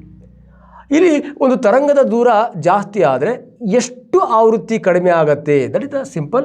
ಅದರ ಡಬಲ್, ಅದರ ಎರಡರ ಪಟ್ಟು ಆವೃತ್ತಿ ಏನಾಗಿರುತ್ತೆ ಕಡಿಮೆ. ಆದರೆ the wavelength of photon is reduced. ಆವೃತ್ತಿ ಅದರ ಎರಡರಷ್ಟು ಆವೃತ್ತಿ ಏನಾಗಿರುತ್ತೆ ಜಾಸ್ತಿ. ಇಲ್ಲಿ ತರಂಗ ದೂರದ ಕಡಿಮೆ ಅಂದಾಗ ಆಟೋಮೆಟಿಕ್ಕಾಗಿ ಆವೃತ್ತಿ ಏನಾಗಿರುತ್ತೆ ಜಾಸ್ತಿ ಇರುತ್ತೆ. ಎಷ್ಟು ಜಾಸ್ತಿ ಆಗುತ್ತೆ ಅಂದರೆ ಅದರ ಡಬಲ್ ಜಾಸ್ತಿ ಆಗುತ್ತೆ. ಅರ್ಥ ಆಗಿದೆ ಅಂತ ಅನ್ಕೋತೀನಿ. ಕ್ಲಿಯರ್? ನೆಕ್ಸ್ಟ್, ಸೂರ್ಯರಶ್ಮಿಯಿಂದ ಮಾನವನ ಚರ್ಮದಲ್ಲಿ ಉತ್ಪತ್ತಿಯಾಗುವ ವಿಟಮಿನ್ ಯಾವುದು ಅಂತ. ಇಲ್ಲಿ ಡೈರೆಕ್ಟ್ ಕ್ವಶನ್ ಇದೆ. ಸೂರ್ಯರಶ್ಮಿಯಿಂದ ಮಾನವನ ದೇಹದಲ್ಲಿ ಯಾವುದು? That is vitamin D. ಹಾಗಾದ್ರೆ ವಿಟಮಿನ್ ಡಿ ಎಲ್ಲಿ ಸಂಶ್ಲೇಷಣೆ ಆಗುತ್ತೆ ಅಂದರೆ ಸಿಂಪಲ್, ನಮ್ಮ ಚರ್ಮದಲ್ಲಿ ಸಂಶ್ಲೇಷಣೆ ಆಗುತ್ತೆ. ನಮ್ಮ ದೇಹದ ಯಾವ ಅಂಗಕ್ಕೆ ಹೆಚ್ಚಿನ ಪ್ರಮಾಣದಲ್ಲಿ ಬೇಕು ಅಂದರೆ ಮೂಳೆಗೆ ಹೆಚ್ಚು ಪ್ರಮಾಣದಲ್ಲಿ ಬೇಕು. ಚರ್ಮದಲ್ಲಿ ಸಂಶ್ಲೇಷಣೆಯಾಗಿ ರಕ್ತದ ಮೂಲಕ ಎಲ್ಲಿಗೆ ಹೋಗುತ್ತದು? ಮೂಳೆಗೆ ಹೋಗುತ್ತೆ. ಹಾಗಾದರೆ ಚರ್ಮದಲ್ಲಿ ಸಂಶ್ಲೇಷಣೆ ಆಗಲಿಕ್ಕೆ ಇದು ಏನನ್ನು ಬಳಸ್ಕೊಳ್ಳುತ್ತೆ ಅಂದರೆ ಸಿಂಪಲ್, ಸೂರ್ಯನ ಬೆಳಕನ್ನು ಬಳಸ್ಕೊಳ್ಳುತ್ತೆ. ಸೂರ್ಯನ ಬೆಳಕನ್ನು ಅದರಲ್ಲಿ ಏನು ಅಂತ ಹೇಳಿದ್ರೆ simple ultraviolet rays, simple ನೇರಳಾತೀತ ಕಿರಣಗಳನ್ನು ಬಳಸ್ಕೊಂಡು ಈ ಬ್ಯೂಟಿಫುಲ್ ಚರ್ಮ ವಿಟಮಿನ್ ಡಿಯನ್ನು ಏನು ಮಾಡುತ್ತೆ? ಸಂಶ್ಲೇಷಣೆ ಮಾಡುತ್ತೆ. ಹಾಗಾಗಿ ಇದಕ್ಕೆ ಸನ್ ಶೈನ್ ವಿಟಮಿನ್ ಅಂತ ಕರಿತೀವಿ. ಯಾವುದು? ವಿಟಮಿನ್ ಡಿಯನ್ನು. ಅದಕ್ಕೆ ಬಿಸಿಲಲ್ಲಿ ಕೆಲಸ ಮಾಡೋರು ಮರದ ಮೇಲಿಂದ ಕೆಳಗಡೆ ಬಿದ್ದರೂ ಕೂಡ ಅವ್ರ ಮೂಳೆ ಸ್ವಲ್ಪನೂ ಶೇಕ್ ಆಗಲ್ಲ. ಈ ಫಾರ್ಮ್ ಕೋಳಿ ಥರ AC ರೂಮಲ್ಲಿರೋರು ಜಸ್ಟ್ ಮೆಟ್ಕಲ್ ದಾಟಕ್ಕೆ ಹೋಗಿ ಲಟ್ಟಂತ ಕೈಕಾಲು ಮುರ್ಕೊಂಡು ಆಸ್ಪತ್ರೆಯಲ್ಲಿ ಪಟ್ಟು ಹಾಕಿಸ್ಕೊಂಡ್ಬರ್ತಾರೆ. ಅದಕ್ಕೆ ಕಾರಣ ಅವರು ಜಾಸ್ತಿ ಬಿಸಿಲಲ್ಲಿ ಇರಲ್ಲ, ವಿಟಮಿನ್ ಡಿ ಕೊರತೆ ಇರುತ್ತೆ. ನಾವೆಲ್ಲ ಜಾಸ್ತಿ ಬಿಸಿಲಲ್ಲಿ ಇರ್ತೀವಿ, ಎಲ್ಲಿಂದ ಬಿದ್ದರೂ ಚರ್ಮ ಕಿತ್ತು ಹೋಗಬೇಕೆ ಹೊರತು ಮೂಳೆ ಮುರಿಯಲ್ಲ ನಮ್ಮವು. ಕ್ಲಿಯರ್? ಯಾಕಂದರೆ ನಮಗೆ ಪಾಪ ಸೂರ್ಯ ಪುಕ್ಷಟಿಯಾಗಿ ಇಷ್ಟು ವಿಟಮಿನನ್ನು ಕೊಟ್ಟಿದ್ದಾನೆ. ಇದು ಬೋನನ್ನು ಸ್ಟ್ರಾಂಗ್ ಮಾಡಿದೆ ಅಂತ. ಸೊ ವಿಟಮಿನ್ ಬಗ್ಗೆ ನಿಮಗೆಲ್ಲ ಗೊತ್ತಿದೆ. ಏನು ಈ ವಿಟಮಿನ್ ಎ ಇರ್ಬೋದು, ಬಿ ಇರ್ಬೋದು, ಸಿ ಇರ್ಬೋದು, ಡಿ ಇರ್ಬೋದು, ಇ ಇರ್ಬೋದು, ಕೆ ಇರ್ಬೋದು. ಇದ್ರ ಕೆಮಿಕಲ್ ನೇಮನ್ನು ಒಂದು ಸ್ವಲ್ಪ ನೋಡ್ಕೊಳ್ಳಿ. ಒಂದು ಸತಿ ಯಾವುದೋ ಒಂದು ಮುಸ್ಲಿಮ್ಸ್ ಹಬ್ಬ ಇತ್ತು. ಅವತ್ತು ನಾನು ಶಿಕಾರಿಪುರದಲ್ಲಿ ಪಾಠ ಮಾಡ್ತಾಯಿದ್ದೆ. ಆವಾಗ ಸುಮ್ಮನೆ ಹುಡುಗರಿಗೆ ಕನ್ಫ್ಯೂಸ್ ಮಾಡ್ಕೋತಾರಲ್ಲ ಕೆಮಿಕಲ್ ನೇಮ್ ಅಂತ ಹೇಳಿ ಇಮಿಡಿಯೇಟ್ ಅಲ್ಲೊಂದು ಕೋಡ್ ವರ್ಡ್ ಬಂತು. ಏನಂದರೆ ರೀತಾ ಅನ್ನೋ ಹುಡುಗಿ ಒಂದು ದಿವಸ ನನಗೆ ಕ್ಯಾ ಎಂದು ಟೋಪಿ ಹಾಕಿದಳು. ರೀತಾ ಎಂಬ ಹುಡುಗಿ ಒಂದು ದಿವಸ ಕ್ಯಾ ಎಂದು ಟೋಪಿ ಹಾಕಿದಳು. ವಿಟಮಿನ್ ಎದ ಕೆಮಿಕಲ್ ನೇಮ್ ರೀ ನೆನಪಿದರೆ ಸಾಕು, ಬಿದ ಕೆಮಿಕಲ್ ನೇಮ್ ತಾ ನೆನಪಿದರೆ ಸಾಕು, CO, ಡಿ ಕ್ಯಾ, ಇ ಟೋ, ಕೆ ಸರಿ ಅಂದರೆ sir simple retinol, thiamine, ascorbic acid,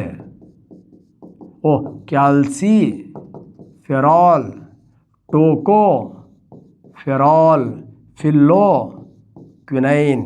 ಯಾವನಿ ಬೇಗ್ರಿ ಇದು ಇಷ್ಟು ನೆನ್ಪಿಟ್ಕೊಂಡ್ರೆ ಸಾಕು. ಯಾಕಂದರೆ ಕ್ವಶನ್ ಕೇಳಿರ್ತಾನೆ, ಉತ್ತರ ಅಲ್ಲಿರುತ್ತೆ ರೀತಾಕ್ಯ ಟೋಪಿ. ಕ್ಲಿಯರ್? ಅರ್ಥ ಆಗಿದೆಯಾ? ಇದರಲ್ಲಿ ಮತ್ತು ನಾವು ವಿಟಮಿನ್ ನೀರಲ್ಲಿ ಕರಗೋ ವಿಟಮಿನ್ ಬಿಸಿ ನೀರು ಅಂತ ಅಂದ್ಕೊಂಡ್ರೆ ಕ್ಲಿಯರ್, ವಾಟರ್ ಸಾಲ್ಯುಬಲ್. ನೆಕ್ಸ್ಟ್ ಕೊಬ್ಬಲ್ಲಿ ಅಡಿಕೆ ಅಂತ ನೆನ್ಪಿಟ್ಕೊಂಡ್ರೆ ಸಾಕು, ಅಡಿಕೆ. ಸೊ ಇದ್ರ ಬಗ್ಗೆ ಎಲ್ಲ ಇನ್ ಡೀಟೇಲ್ ಕ್ಲಾಸನ್ನು ನಾನು ಮಾಡಿಲ್ಲ ಆ್ಯಕ್ಚುಲಿ ಸಾಧನಾ ಶಂಕರ್ ಯೂಟ್ಯೂಬ್ ಚಾನಲಲ್ಲಿ. ಸದ್ಯದಲ್ಲೇ ಇದರಲ್ಲಂತೂ ಆ್ಯಪಲ್ಲಂತೂ ಪಕ್ಕ ಇರುತ್ತೆ. ಪ್ರತಿಯೊಂದು ವಿಟಮಿನ್ಸ್ಗಳ ಬಗ್ಗೆ ಕಂಪ್ಲೀಟ್ ನೆನ್ಪಿಟ್ಕೊಳ್ಳೋದು ಹೇಗೆ, ರೋಗಗಳನ್ನ ನೆನ್ಪಿಟ್ಕೊಳ್ಳೋದು ಹೇಗೆ, ಆ ವಿಟಮಿನ್ಸ್ಗಳು ನಿಮ್ಗೆ ಏನಾದ್ರು ಕೊರತೆ ಇದಾವ, ಅವುಗಳಿಂದ ನಿಮ್ಮ ಮೆದುಳಿಗೆ ಏನಾರು ಆಗ್ತಿದ್ದಾವ, ಯಾಕೆ ಆಂಗ್ಸೈಟಿ ಬರುತ್ತೆ, ಯಾಕೆ ನಾಲ್ಗೆ ಮೇಲೆ ಗುಳ್ಳೆ ಆಗತ್ತೆ, ಓದಿ ಕಣ್ಣು ಯಾಕೆ ಮಂಜಾಗತ್ತೆ, ಅದೆಲ್ಲ ಎಕ್ಸಾಂಪಲ್ ತೊಗೊಂಡು ನಿಮ್ಮ ಜೊತೆಗೆ ಎಕ್ಸ್ಪ್ಲೇನ್ ಮಾಡ್ತಾ ಬರ್ತೀನಿ ಸ್ನೇಹಿತರೆ. ಅರ್ಥ ಆಗಿದೆ ಅಂತ ಅನ್ಕೋತೀನಿ. ವಿಟಮಿನ್ ಎ, ಕಣ್ಣು ಚೆನ್ನಾಗಿ ಕಾಣಬೇಕು. ವಿಟಮಿನ್ ಬಿ, ಅಯ್ಯೋ ಸಂಪಲ್ ತುಂಬ ಇದೆ. B1, B2, B3, B5, B6, B7, B8, B9, ಮಟನಿಂದ ಸಿಗೋ ಬ್ಯೂಟಿಫುಲ್ B12. ಓಕೆ, ಕಂಪ್ಲೀಟ್ ಅದ್ರ ಬಗ್ಗೆ ಹೇಳ್ತೀನಿ. ವಿಟಮಿನ್ ಸಿ ನಿಮಗೆಲ್ಲ ಗೊತ್ತಿದೆ, ಆಸ್ಕಾರ್ಬಿಕ್ ಆ್ಯಸಿಡ್, ಸ್ಕರ್ವಿ. ಇದ್ರ ಬಗ್ಗೆ ಇನ್ ಡೀಟೇಲ್ ಕ್ಲಾಸನ್ನು ನಿಮ್ಮ ಜೊತೆಗೆ ಚರ್ಚೆ ಮಾಡ್ತೀನಿ ಸ್ನೇಹಿತರೆ. ನೆಕ್ಸ್ಟ್ ಇನ್ನೊಂದು ಬ್ಯೂಟಿಫುಲ್ ಆಗಿರ್ತಕ್ಕಂಥ ಕ್ವಶನ್ಸ್ಗೆ ಎಂಟ್ರಿ ಆಗೋಣ. ಕ್ಲಿಯರ್? ಮಾನವನ ರಕ್ತ ಯಾವ ಸ್ವಭಾವವನ್ನು ಹೊಂದಿದೆ? ನೋಡಿ, ಈ ಕ್ವಶನ್ ತುಂಬ ರಿಪೀಟೆಡ್ ಕ್ವಶನ್ ಮತ್ತು ಎಕ್ಸಾಮಲ್ಲಿ ರಿಪೀಟ್ ಆಗಿ ಬರ್ತಾ ಇರುತ್ತೆ. ನಮ್ಮ ಬ್ಲಡ್ ಇದೆಯಲ್ವಾ, ಬ್ಲಡ್ ಏನು ಅಂತ ಸ್ವಲ್ಪ ತಲೆ ಹಿಡ್ಕೊಳ್ಳಿ. ಈ ಬಡ್ಡಿ ಮಗನ pH ಅಂತ ಒಂದಿದೆ. Value, pH value. ನಮ್ಮ ದೇಹ ಯಾವುದರ ಮೇಲೆ ಜೈವಿಕ ಕ್ರಿಯೆಗಳನ್ನು ನಿರ್ವಹಣೆ ಮಾಡ್ತಾ ಇರುತ್ತೆ ಅಂದರೆ ಈ pH ನಂಬರ್ ಮೇಲೆ. ಈ pH ನಂಬರನ್ನು ಕಂಡುಹಿಡಿದನು ಸೊರೆನ್ಸನ್ ಅಂತ. 0 ಇಂದ 7 ಇತ್ತು ಅಂದರೆ ಅದನ್ನು ಆಮ್ಲ ಅಂತ ಕರೀತಾನೆ. 7 ಇತ್ತು ಅಂದರೆ ಅದನ್ನು ತಟಸ್ಥ. 7ಕ್ಕಿಂತ ಆ ಕಡೆ 14 ಇತ್ತು ಅಂದರೆ ಅದನ್ನು ಪ್ರತ್ಯಾಮ್ಲ ಅಂತ ಕರೀತಾನೆ. ಪ್ರತ್ಯಾಮ್ಲ. ಆಮ್ಲ ಅಂದರೆ ಸಿಂಪಲ್ ಆಸಿಡ್, ಪ್ರತ್ಯಾಮ್ಲ ಅಂದರೆ that is the base. Okay, ಹಾಗಾದ್ರೆ ಈ ನಮ್ಮ ಬ್ಲಡ್ದ pH ಎಷ್ಟಿರುತ್ತೆ ಅಂದರೆ ಸಾಮಾನ್ಯವಾಗಿ 7.35 to 7.45 ನಾವು ಮಧ್ಯೆ ಇರುತ್ತೆ. ಮತ್ತು ಇದರಲ್ಲಿ ಹತ್ತಾಗಲಿ ಹೋದರೆ ನಾವು ಜಡ್ಡಿನಕ ಪಂಪನಕ. ಕ್ಲಿಯರ್? ಹಾಗಾದ್ರೆ ಇಂದು 7ಕ್ಕಿಂತ ಸ್ವಲ್ಪ ಜಾಸ್ತಿ ಇದೆ. ಸರ್ ಹಾಗಾದರೆ ಪ್ರತ್ಯಾಮ್ಲೀಯ ಇದೆ. ಹಾಗಾದರೆ ಇಲ್ಲಿ ಪ್ರತ್ಯಾಮ್ಲ ಅನ್ನೋ ಆಪ್ಷನ್, ಆಮ್ಲೀಯ ಆಪ್ಷನ್ ಇದೆ, ಆಮ್ಲೀಯ ಇದೆ, ಪ್ರತ್ಯಾಮ್ಲ ಅನ್ನೋದು ಎಲ್ಲೂ ಇಲ್ವಲ್ಲ. ಆದರೆ ಬೇಸ್ ಇದೆ ಅಲ್ವಾ. ಇನ್ ಕೇಸ್ ಈ ಬೇಸು ಕೂಡ ಹಾಕದೆ ಆಲ್ಕಲಿ ಅಂತ ಕೊಡ್ಬೋದು. ಆಲ್ಕಲಿ ಅಂತ ಕೊಡ್ಬೋದು. ಆವಾಗ ಈ ಬೇಸ್ ಇದೆಯಲ್ವಾ, ಬೇಸಲ್ಲಿ 2 ಥರ ಬೇಸ್ ಇದಾವೆ, 2 ಥರ ಪ್ರತ್ಯಾಮ್ಲಗಳಿದಾವೆ. ಕ್ಲಿಯರ್? ಕೆಲವು ಪ್ರತ್ಯಾಮ್ಲಗಳು ನೀರಲ್ಲಿ ಕರಗತ್ತೆ, ಕೆಲವು ಪ್ರತ್ಯಾಮ್ಲಗಳು ನೀರಲ್ಲಿ ಕರಗಲ್ಲ. ಯಾವ ಬೇಸ್ಗಳು ನೀರಲ್ಲಿ ಕರಗತ್ತೋ ಅದನ್ನು ನಾವು ಕ್ಷಾರ ಅಂತ ಕರಿತೀವಿ. ಯಾವುದು ಬೇಸ್ ನೀರಲ್ಲಿ ಕರಗಲ್ವೋ ಅದನ್ನು ಪ್ರತ್ಯಾಮ್ಲ ಅಂತಲೇ ಕರಿತೀವಿ, ಅದನ್ನು ಕ್ಷಾರ ಅಂತ ಕರೆಯಲ್ಲ.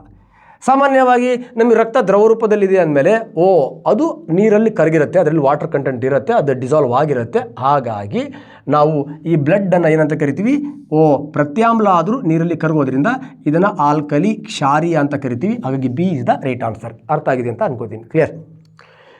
Okay, next. ಯಾಕಂದರೆ ಬೇಸಿಕ್ ಕೊಟ್ಟಾನೆ, ಆಲ್ಕಲಿ ಅಂತ ಕೊಟ್ಟ ಅಂದರೆ ಮತ್ತು ಹುಡುಗರು ಪ್ರತ್ಯಾಮ್ಲ ಹುಡ್ಕೋತಾ ಹೋಗಬಾರ್ದು. ಕ್ಲಿಯರ್?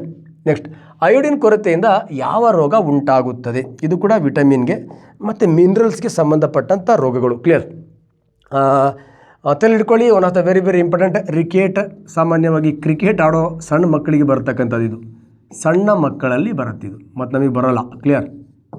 ಸಣ್ಣ ಮಕ್ಕಳಲ್ಲಿ ಸಿಂಪಲ್ ವಿಟಮಿನ್ ಡಿ ಕೊರತೆಯಿಂದ ಬರ್ತಕ್ಕಂಥ ರೋಗ. Next, scurvy. ಆಲ್ರೆಡಿ ಹೇಳಿದ್ದೀನಿ. ವಿಟಮಿನ್ ಸಿ ಕೊರತೆಯಿಂದ ಬರ್ತಕ್ಕಂಥ ರೋಗ. ಈ ಹಲ್ಲುಗಳು ಉದುರೋದು, ಹಲ್ಲುಗಳಲ್ಲಿ ರಕ್ತಗಳು ಬರೋ ಹಾಗೆ ಆಗೋದು, ಚರ್ಮದ ಮೇಲೆ ಒಂಥರ ತಾಮ್ರದ ಮಚ್ಚೆಗಳು ಬರೋದು. ಅನೀಮಿಯಾ. ಸಿಂಪಲ್, ನಮ್ಮ ರಕ್ತದಲ್ಲಿ ಕಬ್ಬಿಣದ ಪ್ರಮಾಣ ಕಡಿಮೆಯಾಗಿ, ಆಕ್ಸಿಜನ್ ಪ್ರಮಾಣ ಕಡಿಮೆಯಾಗಿ ಏನು ವೀಕ್ನೆಸ್ ಆಗುತ್ತಲ್ವ, ಇದನ್ನೇ ಅನಿಮಿಯಾ ಅಂತ ಕರಿತೀವಿ. ಸಾಮಾನ್ಯವಾಗಿ ಲ್ಯುಕೇಮಿಯಾ ಬರೋರಿಗೆ ಅನಿಮಿಯಾ ಬರುತ್ತೆ. ಅನಿಮಿಯಾ ಅಂದರೆ RBC, ಅದರಲ್ಲೂ ಹಿಮೋಗ್ಲೋಬಿನ್ ಕಡಿಮೆಯಾಗಿ RBC ಕಣಗಳ ಸಂಖ್ಯೆ ಕಡಿಮೆ ಆಗೋದು. ನೆಕ್ಸ್ಟ್, ಲುಕೇಮಿಯಾ ಅಂದರೆ ಸಿಂಪಲ್ WBC ಜಾಸ್ತಿ ಆಗೋದು. WBC ಇದನ್ನು ಬ್ಲಡ್ ಕ್ಯಾನ್ಸರ್ ಅಂತ ಕರಿತೀವಿ. ಇದನ್ನೇನಂತ ಕರಿತೀವಿ? Blood cancer. ಇದಕ್ಕೆಲ್ಲ ಒಂದು ಸಾಧನ ಶಂಕರ ಅಕಾಡೆಮಿಲಿ ಒಂದು 8 ಅವರ್ ಕ್ಲಾಸ್ ಮಾಡಿದ್ದೀನಿ ಬ್ಲಡ್ ಬಗ್ಗೆ. ಅದರಲ್ಲಿ ಇದೆ ನೋಡಿ. ಈಗ ನಮಗೆ ಬೇಕಾಗಿರೋದು that is the goitre. This is the goitre. Right answer ಇರ್ಬೋದು. ನೋಡುವ. ಅಯೋಡಿನ್ ಕೊರತೆಯಿಂದ ಬರ್ತಕ್ಕಂಥದ್ದು ಗಾಯಟರ್. ಏನಿದು ಗಾಯಟರ್? ನೋಡಿ, ಸಿಂಪಲಾಗಿ ನೆನ್ಪಿಟ್ಕೊಳ್ಳಿಕ್ಕೆ ಒಂದು ಸ್ಕಿಲ್ ಹೇಳ್ತೀನಿ ನಾನು. ಎಕ್ಸಾಂಪಲ್, ಈಗ ನನ್ನ ಹುಡುಗಿ ಇದ್ದಾಳೆ. ಓಕೆ, ತುಂಬಾ ಇಷ್ಟಪಡ್ತಾಳೆ. ಓಕೆ, ನೋಡಿ, ಈ ಹುಡುಗಿ ಪಾಪ ಅವಳ ಮೊಬೈಲಿಗೆ ಕರೆನ್ಸಿ ಹಾಕಿಲ್ಲ ಅಂದ ತಕ್ಷಣವೇ ಸಿಟ್ಟಾಗಿ ಊದ್ಕೊಂಡ್ಬಿಡ್ತಾಳೆ. ಊದ್ಕೊಂಡು ನಾನು ಹೇಳಿದ್ದು ಏನು ಕೇಳಲ್ಲ. ಏನು ರೋಗ ಬಂದಿತ್ತು ಅವಳಿಗೆ? ಕ್ಲಿಯರ್? ಆ ರೋಗ ನಿವಾರಣೆ ಮಾಡ್ಬೋದಾ? ಹ್ಞೂ ಸರ್, ಕರೆನ್ಸಿ ಹಾಕಿದರೆ ನಿವಾರಣೆ ಆಗತ್ತೆ. ಇಲ್ಲಿ ನನ್ನ ಹುಡುಗಿ ಇಸ್ ದಟ್ ಥೈರಾಯ್ಡ್ ಗ್ಲ್ಯಾಂಡ್. ಏನು ನಮ್ಮ ಗಂಟಲಲ್ಲಿ ಇರ್ತಕ್ಕಂತಹ ಚಿಟ್ಟೆ ಆಕಾರದ ಗ್ರಂಥಿ ಇದೆ ಥೈರಾಯ್ಡ್. ಕ್ಲಿಯರ್? ಈ ನನ್ನ ಹುಡುಗಿ ಥೈರಾಯ್ಡ್. ಇದಕ್ಕೆ ಕರೆನ್ಸಿ ಏನಪ್ಪ ಅಂದರೆ that is the iodine. Iodine ಕೊಟ್ಟರೆ ಥೈರಾಯ್ಡ್ ಚೆನ್ನಾಗಿ ಇರುತ್ತೆ. ಕರೆನ್ಸಿ ಹಾಕಿದರೆ ನಗ್ತಾ ಇರ್ತಾಳೆ. ಅಯೋಡಿನ್ ಆಹಾರದ ಮೂಲಕ ಕೊಟ್ಟರೆ ಥೈರಾಯ್ಡ್ ಖುಷಿಯಾಗಿರುತ್ತೆ. ಕರೆನ್ಸಿ ಹಾಕಿಲ್ಲ ಅಂದರೆ ಊದ್ಕೊಂಡ್ಬಿಡುತ್ತೆ. ಅಯೋಡಿನ್ ಇಲ್ಲ ಅಂದರೆ ಥೈರಾಯ್ಡ್ ಊದ್ಕೊಂಡ್ಬಿಡುತ್ತೆ. ಥೈರಾಯ್ಡ್ ಊದ್ಕೊಂಡಾಗ ಆಟೋಮೆಟಿಕ್ಕಾಗಿ ಥೈರಾಕ್ಸಿನ್ನ ಪ್ರಮಾಣ ಏನಾಗುತ್ತೆ? ಕಡಿಮೆ ಆಗುತ್ತೆ. ಅಯೋಡಿನ್ ಕೊರತೆಯಿಂದ ಆಹಾರದಲ್ಲಿ ಥೈರಾಯ್ಡ್ ಊದ್ಕೊಂಡು ಥೈರಾಕ್ಸಿನ್ ಕಡಿಮೆ ಆದಾಗ ಬರ್ತಕ್ಕಂಥ ರೋಗನ ನಾವೇನಂತ ಕರಿತೀವಿ? That is the goitre R ಸರಳ ಗಾಯಟರ್ ಆರ್ ಸಿಂಪಲ್ ಗಾಯಟರ್ ಅಂತ ಕರಿತೀವಿ. ಹಾಗೆ ಸಿಂಪಲ್ ಗಾಯಟರ್ ಆರ್ ಸರಳ ಗಾಯಟರ್ ಆಹಾರದಲ್ಲಿ ಯಾವುದರ ಕೊರತೆಯಿಂದ ಬರುತ್ತೆ? ಅಯೋಡಿನ್ ಕೊರತೆಯಿಂದ ಬರುತ್ತೆ. It's curable. ಇದು ಕ್ಯೂರ್ ಆಗುತ್ತಾ? ಈ ಕರೆನ್ಸಿ ಹಾಕಿಸಿದ್ರೆ ಅವಳು ಖುಷಿ ಆಗ್ತಾಳೆ. ಮತ್ತು ಆಹಾರದ ಮೂಲಕ ನಾವು ಅಯೋಡಿನ್ ಕೊಟ್ಟರೆ ಥೈರಾಯ್ಡ್ ಮತ್ತೆ ಸಹಜ ಸ್ಥಿತಿಗೆ ಬರುತ್ತೆ. ಥೈರಾಕ್ಸಿನ್ ಈಸಿಯಾಗಿ ರಿಲೀಸ್ ಆಗುತ್ತೆ. ಸರಳ ಗಾಯಟರನ್ನ ವಾಸಿ ಮಾಡಬಹುದು ಸ್ನೇಹಿತರೆ. ಎಲ್ಲಿ ವಾತಾವರಣದಲ್ಲಿ ಆಹಾರದಲ್ಲಿ ಅಯೋಡಿನ್ ಕಡಿಮೆ ಇರುತ್ತೋ ಅಲ್ಲಿ ರೋಗ ಪದೇ ಪದೇ ಬರೋದ್ರಿಂದ ಇದನ್ನು ಎಂಡಮಿಕ್ ಡಿಸೀಸ್ ಅಂತ ಕರಿತೀವಿ. ಸ್ಥಾನಿಕ ವ್ಯಾಧಿ ಅಂತ. ಸ್ಥಾನಿಕ ವ್ಯಾಧಿ ಎಂಡಮಿಕ್ ರೋಗ ಅಂತ ಕರಿತೀವಿ. ಎಂಡಮಿಕ್ ಅಂದರೆ ಒಂದೇ ಪ್ಲೇಸಲ್ಲಿ ರಿಪೀಟ್ ಬರೋ ರೋಗಕ್ಕೆ ನಾವೇನಂತ ಕರಿತೀವಿ, ಸ್ಥಾನಿಕ ವ್ಯಾಧಿ ಅಂತ ಕರಿತೀವಿ. ಕ್ಲಿಯರ್? ಕೆಲವೊಂದು ಪ್ರದೇಶಗಳಲ್ಲಿ ಪದೇ ಆ ರೋಗ ಬಂತು ಅಂದರೆ ಕೆಲವೊಂದು ಪ್ರದೇಶಗಳಲ್ಲಿ ಅದಕ್ಕೆ ನಾವೇನಂತ ಕರಿತೀವಿ, ಎಪಿಡೆಮಿಕ್ ರೋಗ ಅಂತ ಕರಿತೀವಿ. ಇಡೀ ಜಗತ್ತಿಗೆ ಬಂತು ಅಂದರೆ ಪ್ಯಾಂಡಮಿಕ್ ಅಂತ ಕರಿತೀವಿ. ಎಕ್ಸಾಂಪಲ್ ಕರೋನಾ ಇದ್ದ ಪ್ಯಾಂಡಮಿಕ್ ಅಂತ ಕರಿತೀವಿ. ಕ್ಲಿಯರ್? ಸೊ ಈ ಥರ ಈ ರೋಗ ಇದಕ್ಕೆ ಅರ್ಥ ಆಗಿದೆ ಅಂತ ಅನ್ಕೋತೀನಿ. ಥೈರಾಯ್ಡ್ ಬಗ್ಗೆ ಒಂದು ಬ್ಯೂಟಿಫುಲ್ ವಿಡಿಯೋ ಹಾಕಿದ್ದೀನಿ, ನೋಡ್ಕೊಳ್ಳಿ, ಸರ್ಚ್ ಮಾಡಿ. ನೆಕ್ಸ್ಟ್ ಯಾವುದಕ್ಕೆ ಲಾಫಿಂಗ್ ಗ್ಯಾಸ್ ಅಂತ ಕರಿತೀವಿ, ಇವುಗಳಲ್ಲಿ ನಗುವ ಅನಿಲ ಯಾವುದು ಅಂತ. ಕ್ಲಿಯರ್? ಎಲ್ರಿಗೂ ಪದೇ ಬಂದಿರೋ ಪ್ರಶ್ನೆ, ನೋಡುವ. ಕ್ಲಿಯರ್? ಯಾವುದು ನಗುವ ಅನಿಲ? ಸಿಂಪಲ್, ದಿಸ್ ನೈಟ್ರಸ್ ಆಕ್ಸೈಡ್ ಏನಿದೆ ಇದಕ್ಕೆ ಲಾಫಿಂಗ್ ಗ್ಯಾಸ್ ಅಂತ ಕರಿತೀವಿ. ಈಸ್ ನೈಟ್ರಸ್ ಆಕ್ಸೈಡ್ ಫಾರ್ಮುಲಾನು ಕೇಳ್ತಾನೆ. ನೈಟ್ರಸ್ ಟು ಆಮೇಲೆ oxide. Okay, first nitrous, first ಎರಡಿದೆ, ಆಮೇಲೆ ಆಕ್ಸೈಡ್. ಯಾಕಂದರೆ ಫಾರ್ಮುಲಾ ಕೊಟ್ಬಿಡ್ತಾನೆ, ನೈಟ್ರಸ್ ಆಕ್ಸೈಡ್ ಅಂತ. Clear? That is N2O. Nitric oxide comment ಮಾಡಿ. ನೈಟ್ರೋಜನ್ ಆಕ್ಸೈಡ್ ನೋಡಿ, ಇದು nitrogen oxide, nitric oxide, nitrous oxide. ಇವೆಲ್ಲ ಸ್ವಲ್ಪ ಕ್ಲಿಯಾರಿಟಿ ನೋಡ್ಕೋಬೇಕು. ಯಾಕಂದರೆ ಎಕ್ಸಾಮ್ ಹಾಲಲ್ಲಿ in this below which is the laughing gas ಅಂತ ಕೇಳಿಬಿಡ್ತಾನೆ. ಆಪ್ಷನ್ ಎ, ಆಪ್ಷನ್ ಬಿ, ಈ ಥರ ಬೇರೆ ಥರ NO3 ಈ ಥರ ಬೇರೆ ಕೊಟ್ಬಿಡ್ತಾನೆ. ನಮ್ಮ ಅಲ್ಲಿ ಗೂಟ ಹೊಡೆಸ್ಕೊಳ್ಳೋದಲ್ಲ. ಓಕೆ, ನೈಟ್ರಸ್ ಆಕ್ಸೈಡ್ ಏನಿದೆ ಇದನ್ನು ನಾವು ಲಾಫಿಂಗ್ ಗ್ಯಾಸ್ ಅಂತ ಕರಿತೀವಿ. ಈ ನೈಟ್ರಸ್ ಆಕ್ಸೈಡ್ ನಮ್ಮ ಸೆಂಟ್ರಲ್ ನರ್ವ್ ಸಿಸ್ಟಮ್ ಇದೆಯಲ್ವಾ, ಇದನ್ನೇ ಚೇಂಜ್ ಮಾಡಿ ಎಷ್ಟೇ ದುಃಖ ಇರಲಿ ನಮ್ಮನ್ನು ಗಳಗಳ ನಗು ಹಾಗೆ ಮಾಡುತ್ತೆ. ಹಾಗಾಗಿ ಇದನ್ನು ಪೇಯ್ನ್ ಕಿಲ್ಲರ್ ಆಗಿ ಅನಸ್ತೇಷಿಯಾಗಳಲ್ಲಿ ಹೆಚ್ಚಿನ ಪ್ರಮಾಣದಲ್ಲಿ ಇದನ್ನು ಬಳಸ್ತೀವಿ. ಆದರೆ ಬಡ್ಡಿ ಮಗಂದು ಈ ನೈಟ್ರಸ್ ಆಕ್ಸೈಡ್ ಏನಿದೆ ಇನ್ಫ್ರಾ ರೇಡಿಯೇಷನ್ಸನ್ನು ಹಿಡ್ಕೊಂಡು ನಮ್ಮ ಭೂಮಿಯ ತಾಪವನ್ನು ಏನು ಮಾಡುತ್ತೆ, ಬಿಸಿ ಮಾಡುತ್ತೆ. ಹಾಗಾಗಿ ಇದನ್ನು ಗ್ರೀನ್ ಹೌಸ್ ಗ್ಯಾಸ್ ಅಂತಲೂ ಕೂಡ ಕರಿತೀವಿ. ಇದ್ರ ಬಗ್ಗೆ ಜಾಗತಿಕ ತಾಪ ಏರಿಕೆ, ಹಸಿರುಮನೆ ಪರಿಣಾಮಗಳು ಒಂದು ವಿಡಿಯೋ ಮಾಡಿದ್ದೀನಿ, ತುಂಬ ಚೆನ್ನಾಗಿದೆ, ನೋಡ್ಕೊಳ್ಳಿ. ಇನ್ನೊಂದಿದೆ ಕಾರ್ಬನ್ ಮೊನಾಕ್ಸೈಡ್. ಇದನ್ನು ಸೈಲೆಂಟ್ ಕಿಲ್ಲರ್ ಅಂತ ಕರಿತೀವಿ. ಸೈಲೆಂಟ್ ಕಿಲ್ಲರ್ ಅಂತ ಕರಿತೀವಿ. ಕ್ಲಿಯರ್? ಏನು ಸರ್ ಇದು ಸೈಲೆಂಟ್ ಕಿಲ್ಲರ್? ಸಾಮಾನ್ಯವಾಗಿ ಈ ಕಾರ್ಬನ್ ಮೊನಾಕ್ಸೈಡ್ ಯಾವಾಗ ಬರುತ್ತೆ ಅಂದರೆ ಅಪೂರ್ಣ ದಹನ. ಯಾವುದೇ ಒಂದು ವಸ್ತು ಇರಲಿ, ಅದು ಸರಿಯಾಗಿ ಉರಿಲಿಲ್ಲ ಅಂದರೆ, ಸರಿಯಾಗಿ ಉರಿದ್ರೆ ಕಾರ್ಬನ್ ಡೈಆಕ್ಸೈಡ್ ಬರುತ್ತೆ. ಅದು ಆಕ್ಸಿಜನ್ ಕೊರತೆಯಿಂದ ಅರ್ಧಂಬರ್ಧ ಉರಿದ್ರೆ ಕಾರ್ಬನ್ ಮೊನಾಕ್ಸೈಡ್ ಬರುತ್ತೆ. ಹಾಗಾಗಿ ಇನ್ಕಂಪ್ಲೀಟ್ ಕಂಬ್ಯೂಷನ್ಸ್, ಅಪೂರ್ಣ ದಹನದಿಂದ ಏನು ಬರುತ್ತೆ ಅಂದರೆ ಈ ಕಾರ್ಬನ್ ಮೊನಾಕ್ಸೈಡ್ ಬರುತ್ತೆ. ಈ ಬಡ್ಡಿ ಮಗನ ಕಾರ್ಬನ್ ಮೊನಾಕ್ಸೈಡ್ ಇದೆಯಲ್ವಾ, ಇದು ನಮ್ಮ ಉಸಿರಾಟದ ಮೂಲಕ ಬ್ಲಡ್ಡಿಗೆ ಸೇರಿಕೊಂಡ್ರೆ ಬ್ಲಡ್ಡಲ್ಲಿರ್ತಕ್ಕಂಥ RBCಗಳು ಏನು ಆಮ್ಲಜನಕ ತೊಗೊಂಡು ಹೋಗಬೇಕು, ಅದರ ಪ್ರಮಾಣನ ಕಡಿಮೆ ಮಾಡಿ ಆ ಜಾಗದಲ್ಲಿ ಈ ಕಾರ್ಬನ್ ಮೊನಾಕ್ಸೈಡ್ ಫಿಕ್ಸ್ ಆಗಿಬಿಡುತ್ತೆ. ಈ ಆಕ್ಸಿಜನ್ ಗ್ಲೂಕೋಸ್ ಬರ್ನ್ ಮಾಡೋಕ್ಕೆ ಬೇಕು. ಈ ಆಕ್ಸಿಜನ್ ಹೆಲ್ಪಿಂದ ಗ್ಲೂಕೋಸ್ ಬರ್ನ್ ಆದರೆ ಮೈಟೋಕಾಂಡ್ರಿಯಾದಲ್ಲಿ ಬ್ಯೂಟಿಫುಲ್ ATP ರೂಪದಲ್ಲಿ ಶಕ್ತಿ ಸಿಗುತ್ತೆ ನಮಗೆ. ಚೆನ್ನಾಗಿ ತಿಂದು ನಾವು ದಮ್ಮು ಹೊಡೆದುಬಿಟ್ರೆ ಆಕ್ಸಿಜನ್ ಪ್ರಮಾಣ ಕಡಿಮೆ ಆಗುತ್ತೆ, ಕಾರ್ಬನ್ ಮೊನಾಕ್ಸೈಡ್ ಪ್ರಮಾಣ ಜಾಸ್ತಿ ಆಗುತ್ತೆ. ಕಾರ್ಬನ್ ಮೊನಾಕ್ಸೈಡ್ ಗ್ಲೂಕೋಸನ್ನು ಬರ್ನ್ ಮಾಡಲ್ಲ, ಬರಬಾರ್ದು ರೋಗ ಎಲ್ಲ ಬರುತ್ತೆ. ಕ್ಲಿಯರ್? ಆಟೋಮೆಟಿಕ್ಕಾಗಿ ನಮಗೆ ಎನರ್ಜಿ ಕಡಿಮೆ ಡ್ರಾಪ್ ಆಗ್ತಾ ಒಂದು 30-40 ವರ್ಷಕ್ಕೆ ಒಂದು ಸಣ್ಣ ಗುಡ್ಡ ಹತ್ತಾಕು ಉಫ್ ಅಂತ ಮತ್ತೊಂದು ದಿವಸ ಹೋಗೇ ಬಿಡ್ತೀವಿ ನಾವು. ಹಾಗಾಗಿ one of the very important ಆಕ್ಸಿ ಹಿಮೋಗ್ಲೋಬಿನನ್ನು, ನಮ್ಮ ಹಿಮೋಗ್ಲೋಬಿನಲ್ಲಿ ಆಕ್ಸಿಜನ್ ಸೇರಿಸಿ ಆಕ್ಸಿ ಹಿಮೋಗ್ಲೋಬಿನನ್ನು ಕಳಿಸಿ ಗ್ಲೂಕೋಸ್ ಚೆನ್ನಾಗಿ ಬರ್ನ್ ಆಗುತ್ತೆ, ಮೈಟೋಕಾಂಡ್ರಿಯಾ ಚೆನ್ನಾಗಿ ಕೆಲಸ ಮಾಡುತ್ತೆ, ಸಖತ್ ಎನರ್ಜಿ ಬರುತ್ತೆ. ಅದರ ಬದಲಿ ನಮ್ಮ ಹಿಮೋಗ್ಲೋಬಿನಲ್ಲಿ ಕಾರ್ಬನ್ ಮೊನಾಕ್ಸೈಡನ್ನು ಹಾಕಿ ಕಾರ್ಬಾಕ್ಸಿ ಹಿಮೋಗ್ಲೋಬಿನ್, ಇದು ಚೆಂಬು ಮತ್ತು ನಾವು ನಕ್ಕಣಕ. ಅರ್ಥ ಆಗಿದೆ ಅಂತ ಅನ್ಕೋತೀನಿ. ಸೊ ಮೀಥೇನ್ ಇದ್ರ ಬಗ್ಗೆ ಎಲ್ಲ ನಿಮಗೆ ಗೊತ್ತಿದೆ. ಇದು ಸಿಂಪಲ್ ಹೈಡ್ರೋಕಾರ್ಬನ್ ಫಸ್ಟ್ ಮೆಂಬರ್. ಇದನ್ನು ನಾವು ನ್ಯಾಚುರಲ್ ಗ್ಯಾಸ್ಗಳಲ್ಲಿ ನೋಡ್ತೀವಿ, ಬಯೋ ಗ್ಯಾಸ್ಗಳಲ್ಲಿ ನೋಡ್ತೀವಿ, ಗ್ರೀನ್ ಹೌಸ್ ಗ್ಯಾಸ್ಗಳಲ್ಲಿ ನೋಡ್ತೀವಿ, ಮಾರ್ಸಿ ಗ್ಯಾಸಲ್ಲಿ ನೋಡ್ತೀವಿ. ಭಾರಿ ಇದೆ ಕ್ಲಿಯರ್? ಇದ್ರ ಬಗ್ಗೆ ಎಲ್ಲ ಇನ್ ಡೀಟೇಲ್ ಕ್ಲಾಸ್ ಆ್ಯಪಲ್ಲಿ ಇರುತ್ತೆ, ನೋಡ್ಕೊಳ್ಳಿ ಸ್ನೇಹಿತರೆ. ಇದಕ್ಕೆ ಅರ್ಥ ಆಗಿದೆ ಅಂತ ಅನ್ಕೋತೀನಿ. The basic unit of life is, ಒಂಥರ ಟ್ರಿಕಿ ಕ್ವಶನ್ ಇದೆ, ತುಂಬ ಈಸಿ ಇದೆ. ಸೆಲ್ ಏನಿದೆ? The basic unit of cell ಏನಿಲ್ಲ. ಈಗ the basic unit of life, ಒಂದು ಜೀವಿಯ ಮೂಲಭೂತ ಅದು ಘಟಕ ಯಾವುದು ಅಂತ. ಒಂದು ಜೀವಿ ನಮ್ಮದೇ ಹೇಳ್ಕೊಳೋಣ, ನಾವೊಂದು ಜೀವಿ, ನಾವು ಯಾವುದರಿಂದ ಆಗ್ತೀವಿ ಅಂದರೆ ಸೆಲ್ಲಿಂದ ಆಗ್ತೀವಿ, ಜೀವಕೋಶಗಳಿಂದ ಆಗ್ತೀವಿ. ಓಕೆ, ನಮ್ಮ ದೇಹದಲ್ಲಿ ಜೀವಕೋಶಗಳಿಂದ ಇಡೀ ದೇಹ ಬೌಂಡ್ ಆಗುತ್ತೆ. ಹೆಂಗಾಗತ್ತೆ? ಜೀವಕೋಶಗಳೆಲ್ಲ ಸೇರಿ ಟಿಶ್ಯೂ ಆಗತ್ತೆ, ಅಂಗಾಂಶ ಒಂದೇ ರೀತಿ ಕೆಲಸವನ್ನು ಮಾಡ್ತಕ್ಕಂಥ ಜೀವಕೋಶಗಳ ಗುಂಪು. ಆ ಟಿಶ್ಯೂಸ್, ಆ ಅಂಗಾಂಶಗಳೆಲ್ಲ ಏನು ಸೇರಿ ಏನಾಗುತ್ತೆ? ಆರ್ಗನ್ ಆಗುತ್ತೆ. ಆರ್ಗನ್ ಅಂಗಾಂಶಗಳು. ಹೆಂಗೆ ಅಂಗಾಂಶಗಳು? ಎಕ್ಸಾಂಪಲ್, ಈಗ ನಾಲಿಗೆ ಅಂತಕ್ಕಂಥದ್ದು ಒಂದು ಅಂಗ ಅಂತ ಅಂದ್ಕೊಂಡ್ರೆ ಸಿಹಿ ರುಚಿಯನ್ನು ಹೊಂದಿರೋ ಮುಂದಿರ್ತಾವ, ಕಹಿ ರುಚಿ ಬಿಟರ್ ಟೇಸ್ಟ್ ಹಿಂದಿರ್ತಾವ, ನೆಕ್ಸ್ಟ್ ಉಪ್ಪು ಮುಂಭಾಗದಲ್ಲಿ ಮುಂದಿರ್ತಾವ, ನೆಕ್ಸ್ಟ್ ಹುಳಿ ಪಾರ್ಶ್ವಗಳಲ್ಲಿ. ಇಷ್ಟು ಜೀವಕೋಶಗಳು, ಇಷ್ಟು ಅಂಗಾಂಶಗಳು ಸೇರಿ ಒಂದು ನಾಲ್ಗೆ ಅನ್ನೋ ಅಂಗ ಆಗುತ್ತೆ. ಇದಕ್ಕೆ ಆರ್ಗನ್ ಅಂತ ಕರಿತೀವಿ. ನಾಲ್ಗೆ ಅನ್ನೋ ಒಂದು ಆರ್ಗನ್ ಇದೆ ಅಂತ ಮರೆಯಬೇಕು, ನಾನು ಬರಲ್ಲ ಅಂತ ಕಟ್ ಮಾಡಿ ಅವನ ಜೊತೆ ಕಳ್ಸೋಕ್ಕಾಗತ್ತೆ. ಈ ನಾಲ್ಗೆಯಿಂದ ಒಂದು ಬ್ಯೂಟಿಫುಲ್ ಮತ್ತೊಂದು ಅಂಗ ನರ ಇದೆ, ನರದಿಂದ ಮೆದುಳು ಇನ್ನೊಂದು ಅಂಗ. ಎಲ್ಲ ಅಂಗಗಳು ಸೇರಿ ಈ ಟೇಸ್ಟನ್ನು, ರುಚಿಯನ್ನು, ಹಾಗಾಗಿ ಇದನ್ನು ಆರ್ಗನ್ ಸಿಸ್ಟಮ್ ಅಂತ ಕರಿತೀವಿ. ಆರ್ಗನ್ ಸಿಸ್ಟಮ್ ಅಂತ ಕರಿತೀವಿ. ಅರ್ಥ ಆಗಿದೆ ಅಂತ ಅನ್ಕೋತೀನಿ. ಹಾಗಾಗಿ ಈ ಒಂದು ಜೀವಿಯ ಬೇಸಿಕ್ ಯೂನಿಟ್, ಮೂಲಭೂತ ಘಟಕ ಯಾವುದಪ್ಪ ಅಂತ ಕೇಳಿದ್ರೆ ಫಸ್ಟ್ ಸೆಲ್. ಈ ಥರ ಅನೇಕ ಸೆಲ್ಗಳು ಸೇರಿ ಒಂದು ಕೆಲಸ ಮಾಡಿದ್ರೆ ಅಂಗಾಂಶ, ಅನೇಕ ಅಂಗಾಂಶಗಳು ಸೇರಿ ಒಂದು ಕೆಲಸ ಮಾಡಿದ್ರೆ ಅಂಗ, ಅನೇಕ ಅಂಗಗಳು ಸೇರಿ ಒಂದು ಕೆಲಸ ಮಾಡಿದ್ರೆ ಅಂಗ ವ್ಯವಸ್ಥೆ ಅಂತ ಕರಿತೀವಿ. ಈ ಅಂಗ ವ್ಯವಸ್ಥೆಯಿಂದ ಒಂದು ಬ್ಯೂಟಿಫುಲ್ ಆಗಿರ್ತಕ್ಕಂಥ ಜೀವಿ ತನ್ನ ಲೈಫ್ ಪ್ರೊಸೆಸ್ಸನ್ನು, ತನ್ನ ಜೀವಕ್ರಿಯೆಯನ್ನು ನಿರ್ವಹಣೆ ಮಾಡ್ತಾ ಇರುತ್ತೆ. ಹಾಗಾಗಿ ಜೀವಕ್ರಿಯೆಯ ಬೇಸಿಕ್ ಯೂನಿಟ್ ಯಾವುದಪ್ಪ ಅಂತ ಕೇಳಿದ್ರೆ ದಟ್ ಈಸ್ ದ ಸೆಲ್.